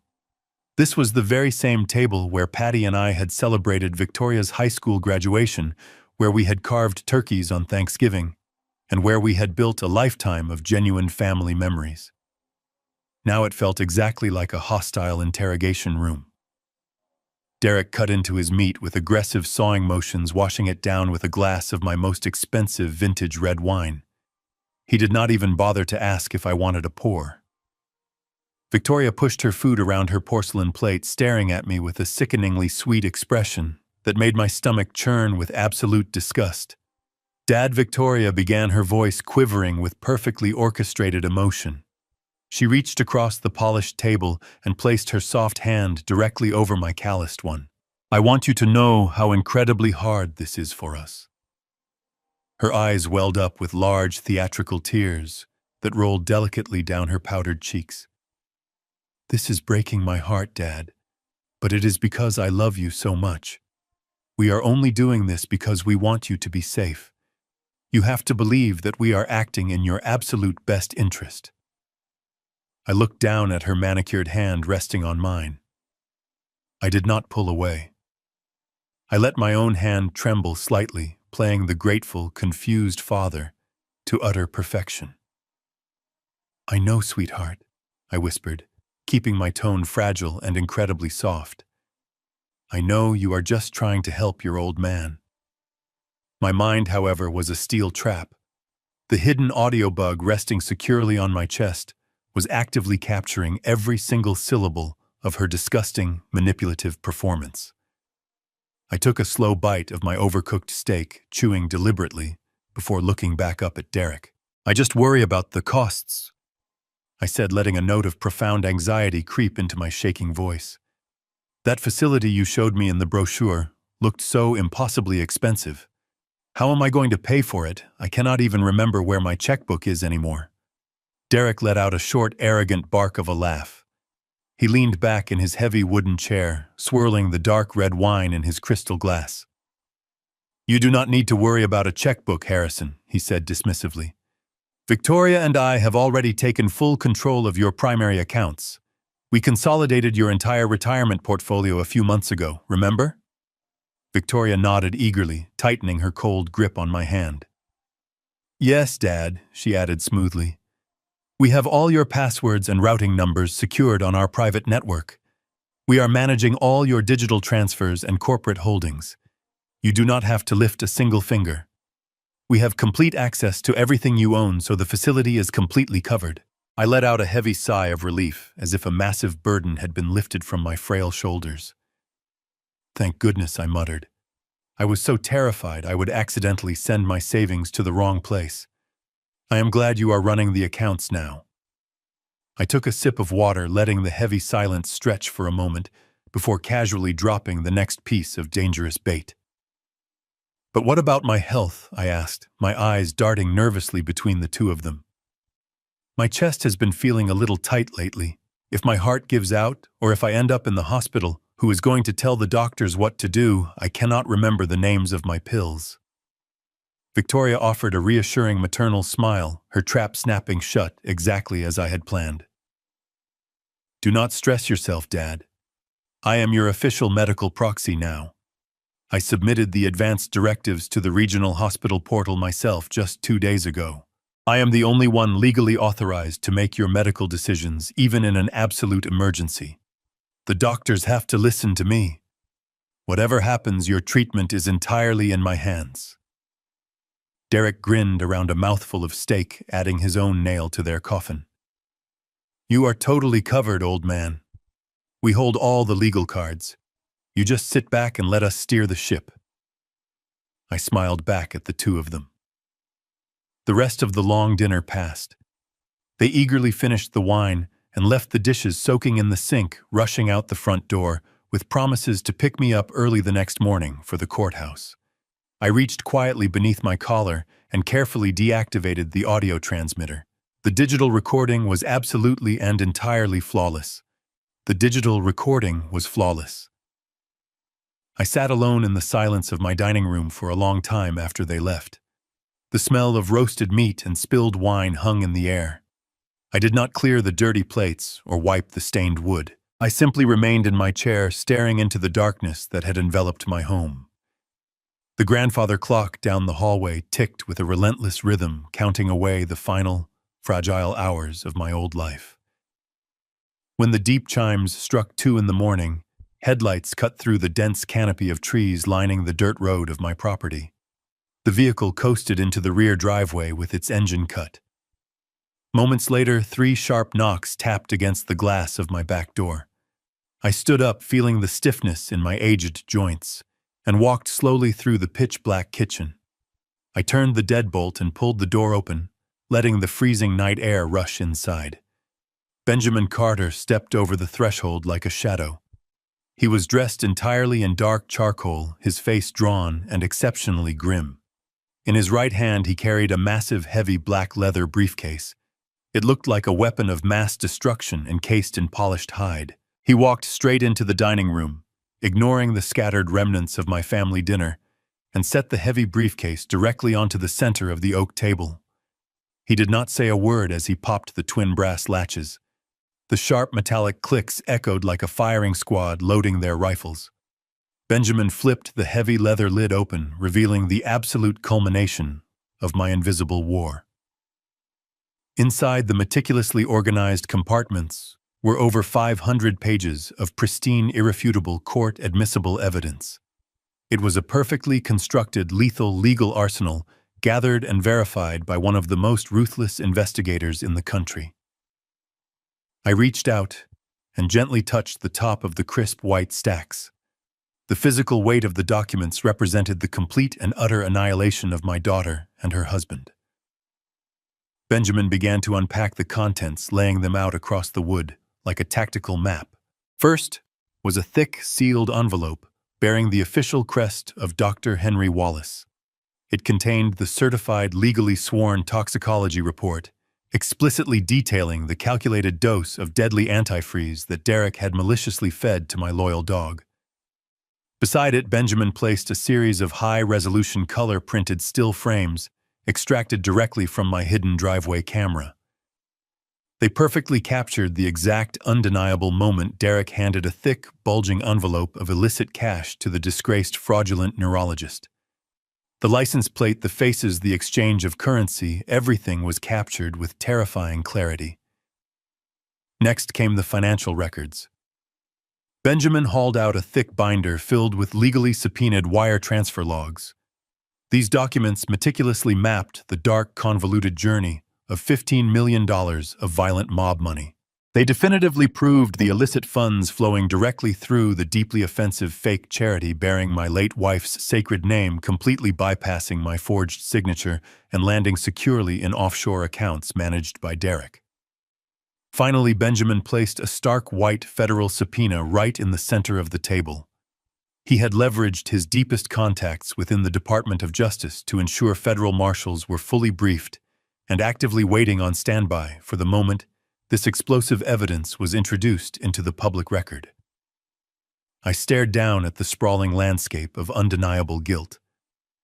Every single lie, every hidden transaction, every act of cruel abuse was now reduced to cold, hard facts printed on bright white paper. There was absolutely no room for debate.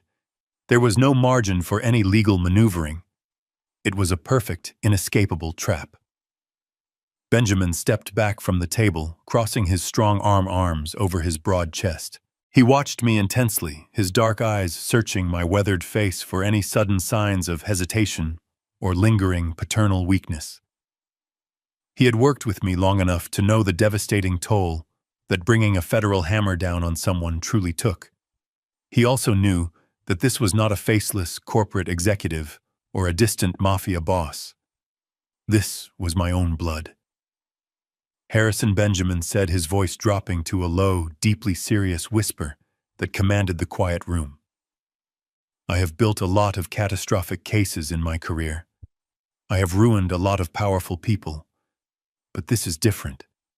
Once you carry this briefcase into that courtroom tomorrow morning, there is absolutely no turning back. You will trigger a massive federal cascade. They will be arrested on the spot. They will be publicly ruined bankrupt, and they will spend decades in a maximum security penitentiary. He paused, letting the gravity of his words sink into the stagnant air. He looked directly into my eyes, forcing me to confront the absolute magnitude of my impending actions. Are you sure you want to destroy your own daughter? The question hung in the freezing night air, echoing softly against the wooden walls of my empty home. I looked away from Benjamin and stared down at the cracked picture frame resting at the bottom of the nearest packing box. Derek had tossed Patty's smiling photograph in there just hours earlier, treating her memory like worthless garbage.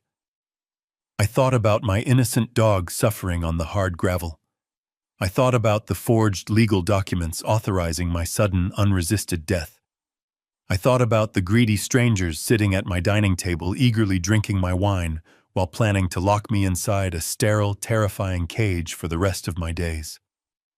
The last fading ember of a father's unconditional love was permanently, violently extinguished inside my chest. I looked back up at Benjamin, my expression completely void of any sorrow, any regret, or any mercy. "I lost my daughter years ago," I replied, my voice steady and entirely devoid of emotion. "Tomorrow, I am just taking out a parasite." The dawn arrived with a cold, piercing light that spilled through the gaps in the velvet curtains. I stood up from the dining room chair, leaving the heavy black leather briefcase resting securely on the oak table. The physical exhaustion that had plagued me for the past 3 weeks simply evaporated. The performance was officially over. In the privacy of my quiet home, I completely dropped the fragile, trembling facade I had meticulously maintained. I stopped rounding my shoulders. I stopped curving my spine. I took a deep, commanding breath and stood up to my full natural height of 6 feet and 2 inches. My old joints popped and protested slightly against the sudden shift in posture, but my muscles quickly remembered their former strength. I walked down the long hallway toward the master bedroom. My footsteps no longer a hesitant, shuffling scrape against the floorboards, but a steady, heavy, and deliberate march. The man who had cowered in the armchair yesterday was gone, replaced by the ghost of a prosecutor who had once struck pure terror into the hearts of the most ruthless and powerful men in the entire state. I entered my bedroom and looked at the neatly stacked moving boxes piled in the corner. Resting perfectly on top of my unmade bed were the clothes Victoria had deliberately laid out for me to wear to the courthouse this morning. It was a pathetic, highly calculated ensemble. A faded, oversized beige cardigan, a pair of shapeless gray trousers with an elastic waistband, and worn-out scuffed walking shoes with Velcro straps. She wanted me to walk into the family courtroom looking like a discarded relic, a thoroughly confused and helpless burden who desperately needed the merciful intervention of the state. She had carefully designed this humiliating costume to visually reinforce her fabricated medical narrative for the judge. I stared down at the pathetic pile of fabric. A cold, humorless smile touched the corners of my mouth. I picked up the beige sweater, feeling the cheap, worn threads against my calloused fingertips, and tossed it carelessly into the nearest cardboard box. I was absolutely not going into that courtroom as her helpless victim. I was going in as her executioner. I turned my back on the packed boxes and walked purposefully toward the deep cedar closet at the far end of the room. I reached past the casual flannel shirts, the denim jackets, and the heavy winter coats I had worn during my quiet retirement years. Deep in the very back, hidden behind a row of forgotten garments, hung a thick, black canvas garment bag. I pulled it out into the morning light, feeling the familiar, comforting weight of the fabric. I unzipped the heavy brass closure, the sharp sound slicing through the quiet room. Inside, protected from the dust and the passage of time, hung my armor. It was a bespoke, razor-sharp, charcoal gray suit, tailored from the finest Italian wool. This was not just a piece of clothing. It was a tangible, potent symbol of absolute authority. This was the exact suit I had worn when I stood before federal juries and methodically dismantled the largest, most violent organized crime syndicates in the country. It was the suit I wore when I looked corrupt politicians and ruthless mob bosses directly in the eyes and sent them away to maximum security prisons for the rest of their natural lives. I carried the suit into the master bathroom and turned on the harsh overhead lights. I showered quickly, washing away the lingering scent of weakness and manufactured decay. I shaved with a sharp, straight razor, clearing away the scruff I had intentionally allowed to grow over the past few days. I combed my silver hair back perfectly, securing every strand in place with a disciplined, immaculate precision. Then I began the deliberate process of getting dressed. I put on a crisp, heavily starched white dress shirt, buttoning it all the way to the collar. I tied a dark crimson silk tie, pulling the knot tight against my throat.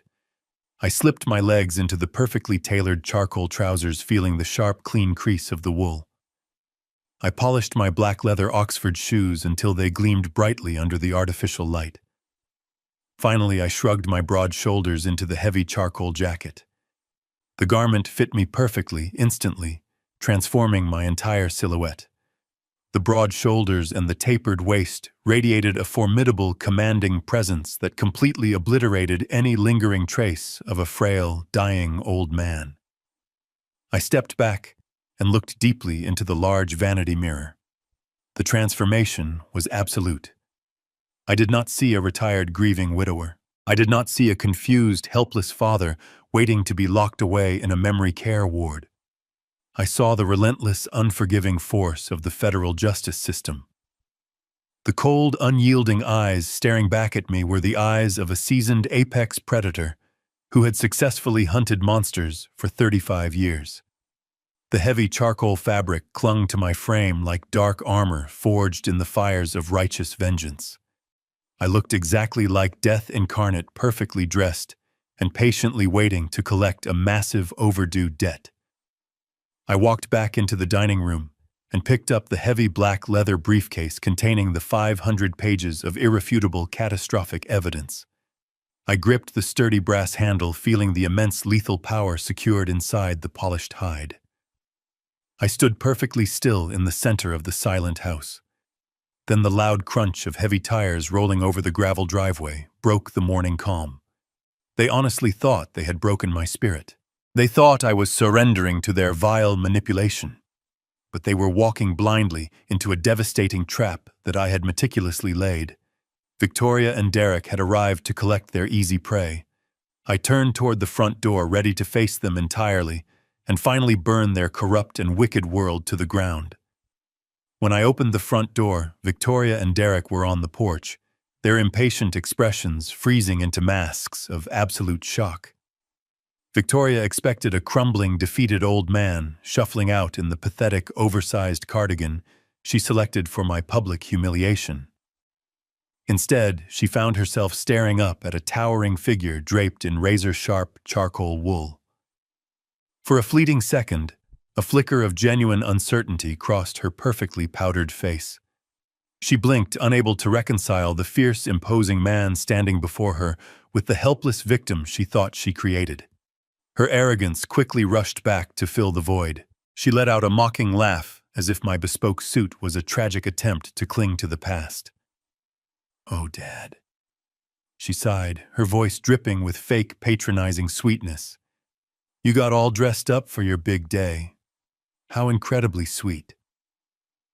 Derek did not even bother looking at me. He was busy texting on his phone, furiously coordinating details of the $30 million land sale he believed was hours away. He simply scoffed, turned his back, and marched toward their luxury vehicle. I followed them in my truck, keeping a steady distance as we navigated the winding roads toward the city center. The heavy black leather briefcase rested securely on the passenger seat beside me. The imposing limestone pillars of the county courthouse loomed ahead, casting dark shadows across the steps. As I stepped through the oak doors of the family courtroom, the air instantly froze, bringing us full circle to the moment this nightmare began. The room was grand, lined with rich dark wood, and filled with the suffocating silence of legal proceedings. I walked down the center aisle, my polished leather shoes clicking sharply against the marble floor. Victoria leaned back in her plush leather chair and let out another mocking laugh that echoed off the high ceiling. Beside her, Derek turned his head, staring down at the polished floor, refusing to meet my eyes. They sat there, radiating unearned confidence. They thought they had won the war before the first shot was fired. They thought the man taking his seat was completely at their mercy, ready to be stripped of his fundamental human rights. The heavy wooden door behind the elevated bench swung open, and the bailiff instructed the courtroom to rise. Judge Richard Montgomery strode into the room, his black robes billowing behind him. He was a man projecting an aura of strict, no-nonsense judicial authority.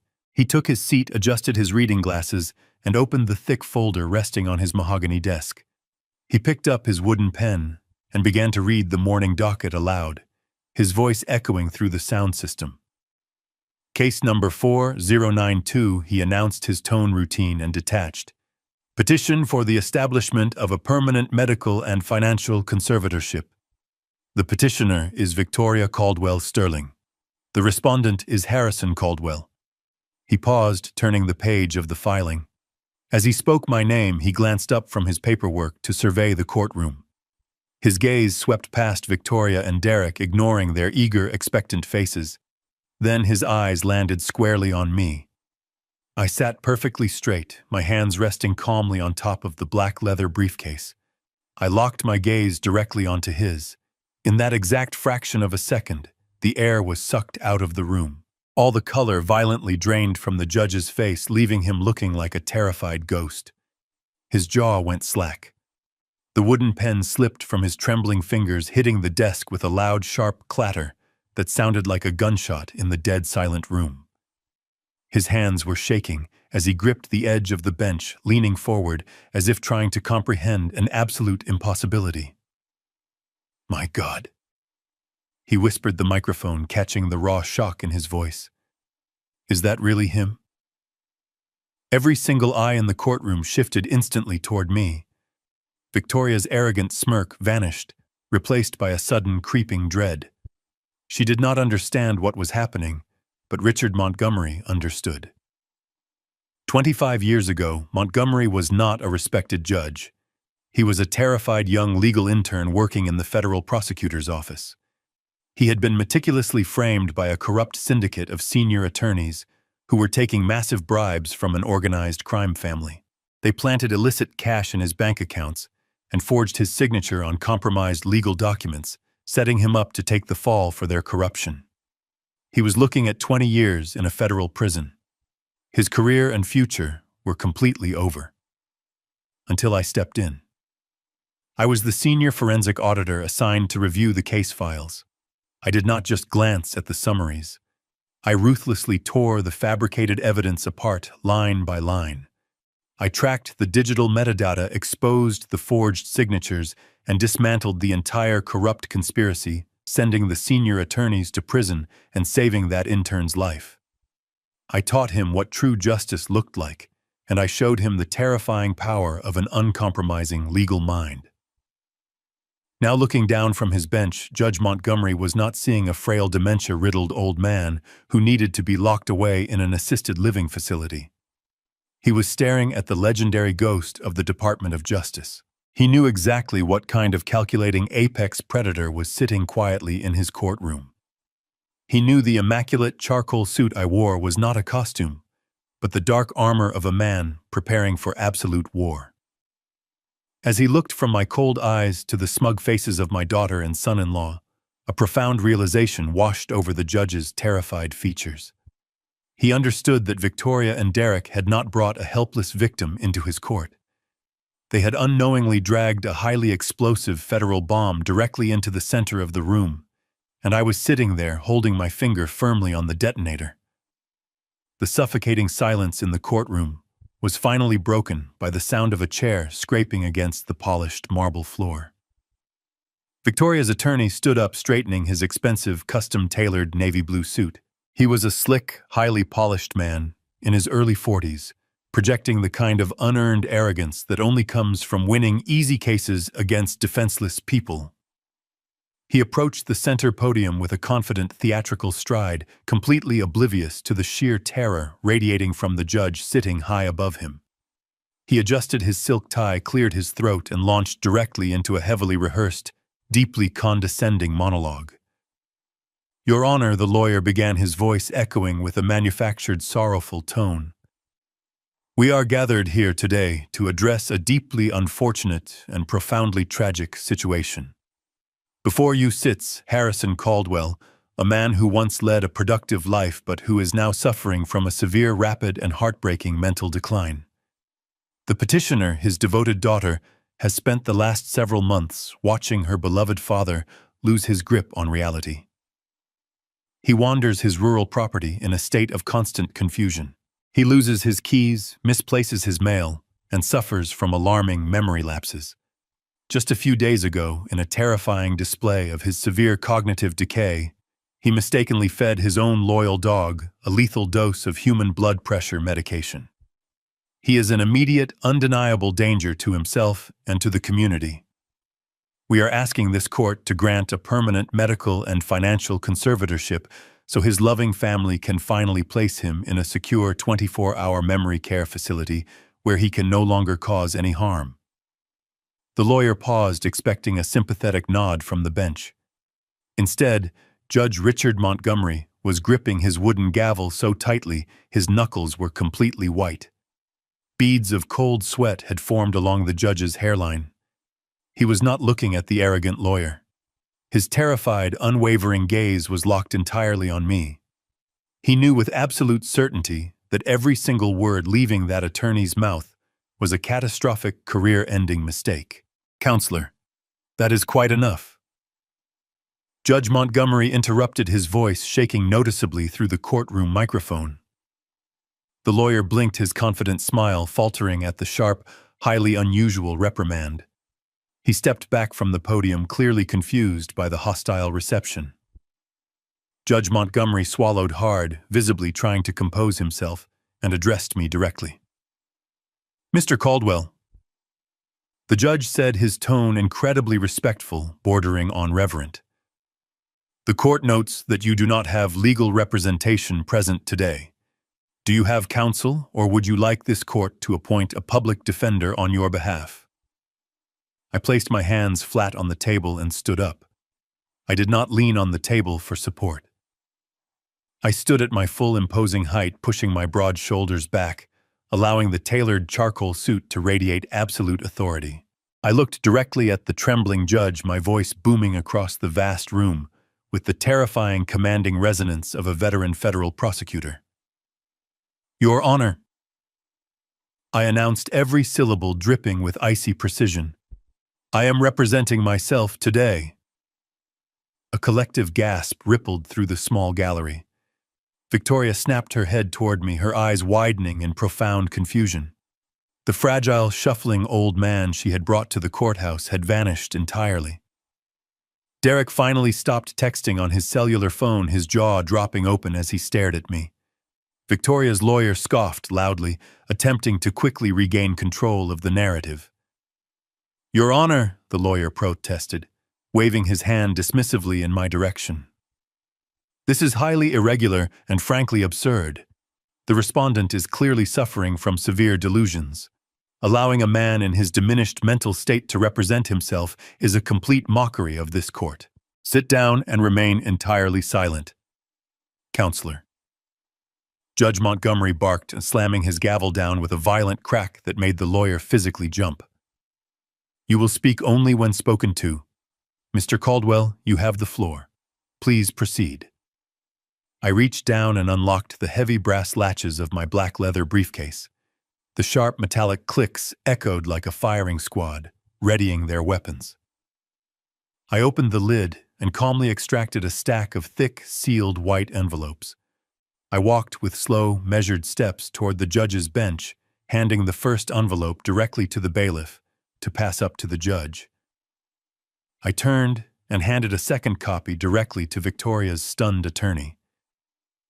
"What you are holding," I stated, my voice echoing with lethal calm, "is a certified, legally sworn toxicology report from Dr. Henry Wallace, one of the most respected veterinary specialists in this state.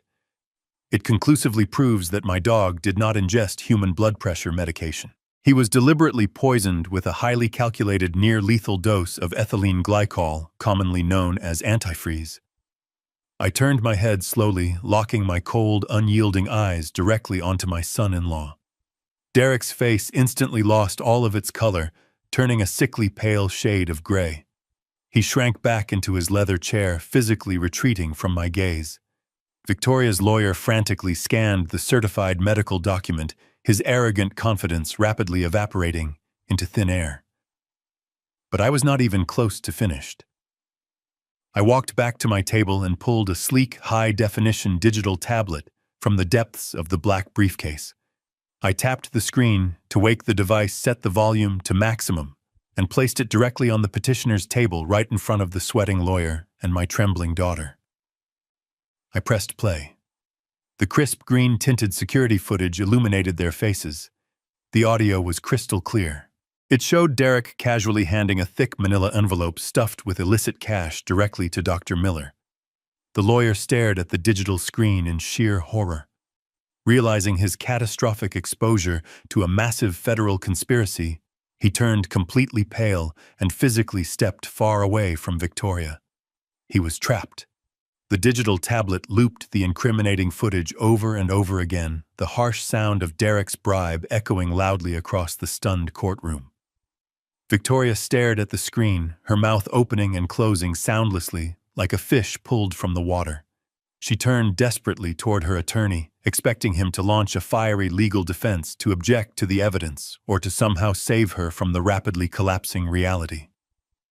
But the slick lawyer simply held up his hands, shaking his head rapidly, physically distancing himself from his own clients. He knew that participating in any further deception would instantly result in his own disbarment and likely federal indictment. I did not give them a single moment to recover. I turned my back on their panic and returned to my open briefcase. The atmosphere in the room had shifted entirely from a tragic family dispute into a high-stakes federal tribunal. I pulled out a heavy 3-inch thick binder secured with a heavy black clasp.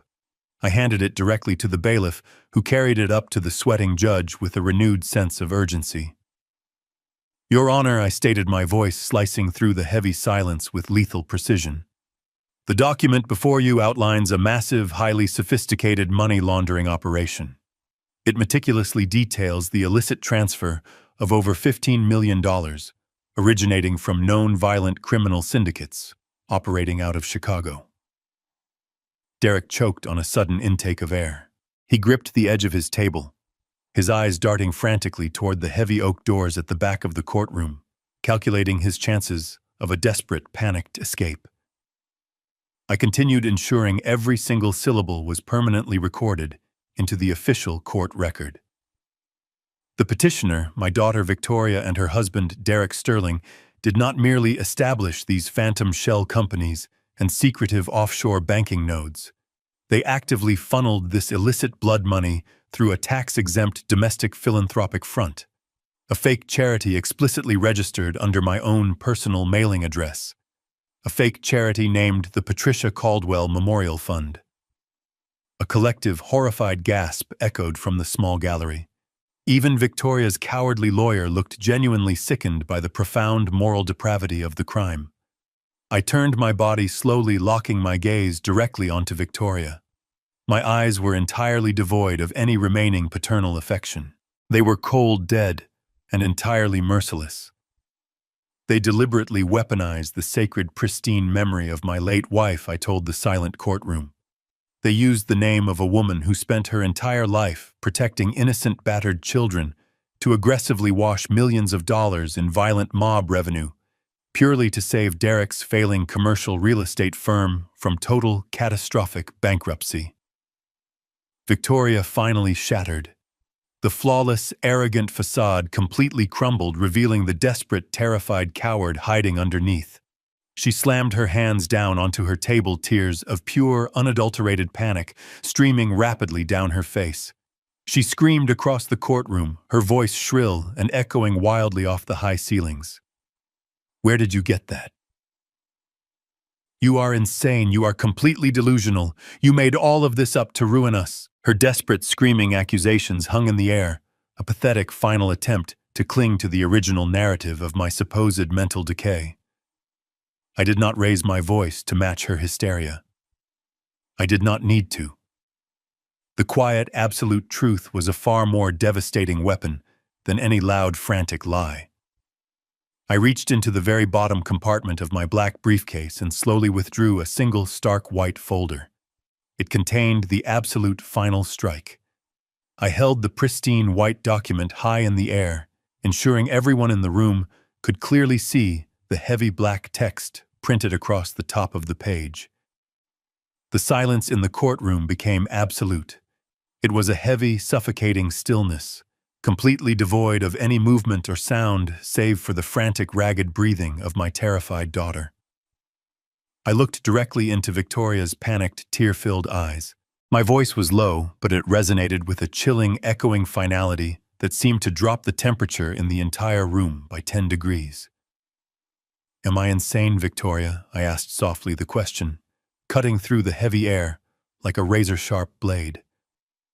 "Am I completely delusional for discovering that my own biological daughter legally authorized my murder to quickly pay off her husband's violent gambling debts? I tossed the stark white document onto the polished table right in front of her trembling hands. It was the forged medical proxy and the legally binding "do not resuscitate" order she had secretly submitted to the regional hospital network. I turned back to face the pale, trembling judge, my voice rising once again to fill the grand courtroom. The petitioner did not bring me here today to compassionately secure my safety or manage my simple utility bills. Your Honor, I declared, my tone ringing with absolute, undeniable conviction.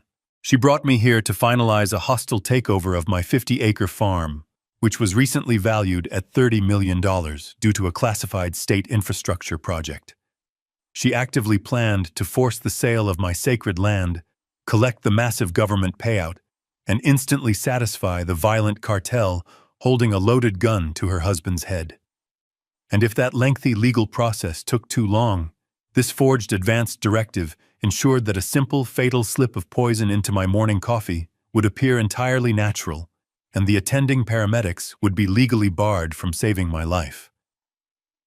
Victoria stared down at the forged DNR order resting on the table before her.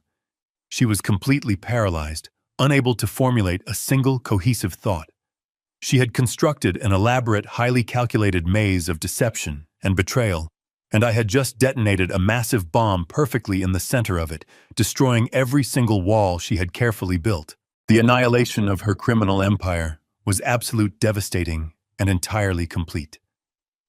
The sheer weight of the evidence crushed whatever remaining hope Derek had harbored. Panic, raw and unadulterated, finally broke through his paralyzed stupor. He bolted from his chair, his expensive shoes slipping slightly on the polished marble floor. He did not look at his wife. He did not look at his attorney. His only thought was self-preservation.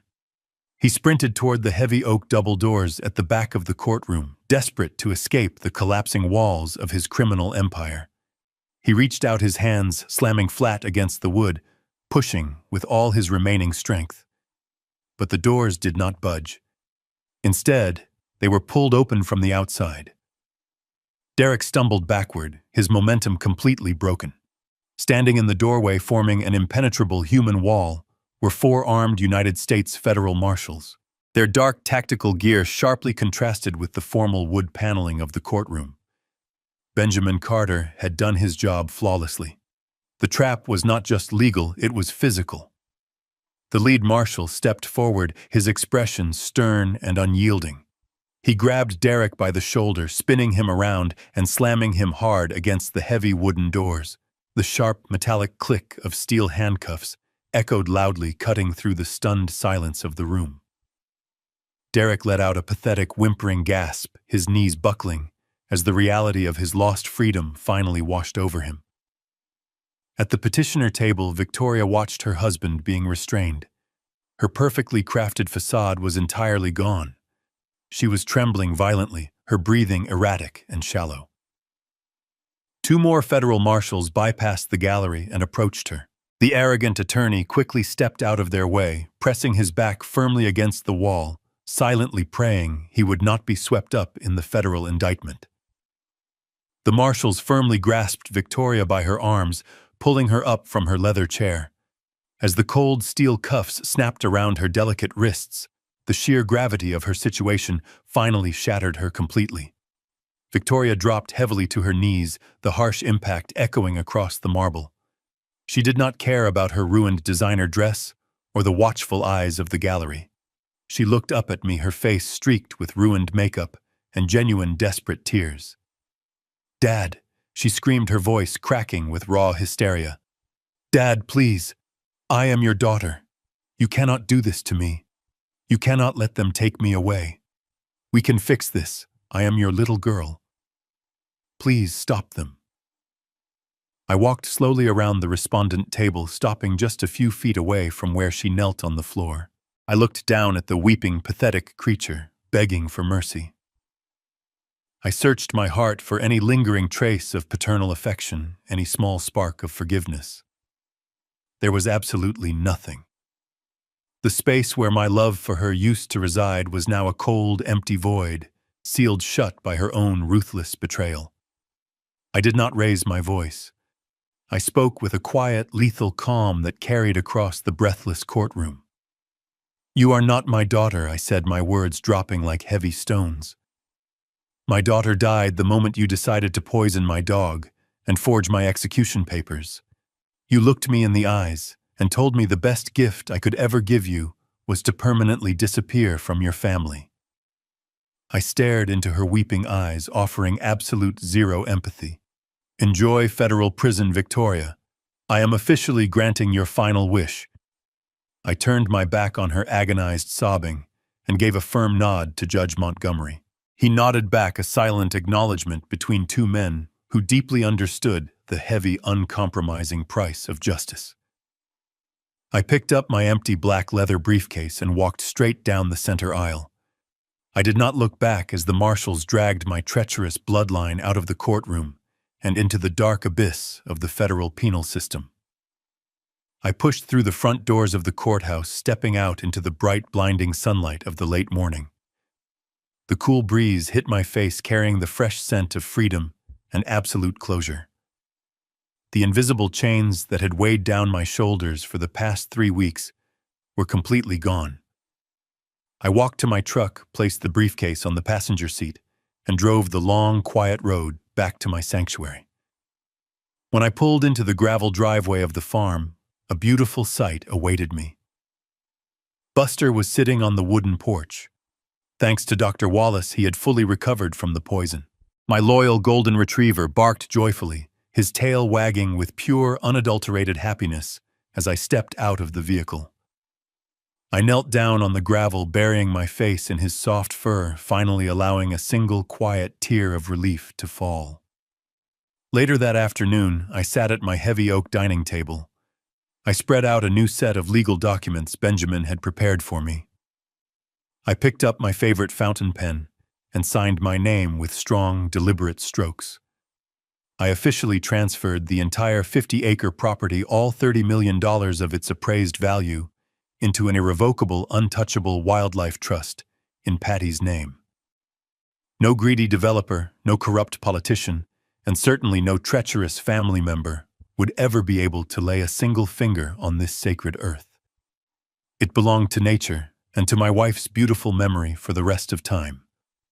I carried a steaming hot cup of dark roast coffee out to the rustic front wooden porch. I sat down in my wooden rocking chair, listening to the gentle rustle of the wind blowing through the ancient oak trees. Buster rested his heavy golden head gently upon my worn leather boots. The war was over. The monsters were locked away. I took a slow sip of my coffee, looking out over the endless green pastures, and for the first time in years, I was completely and truly at peace.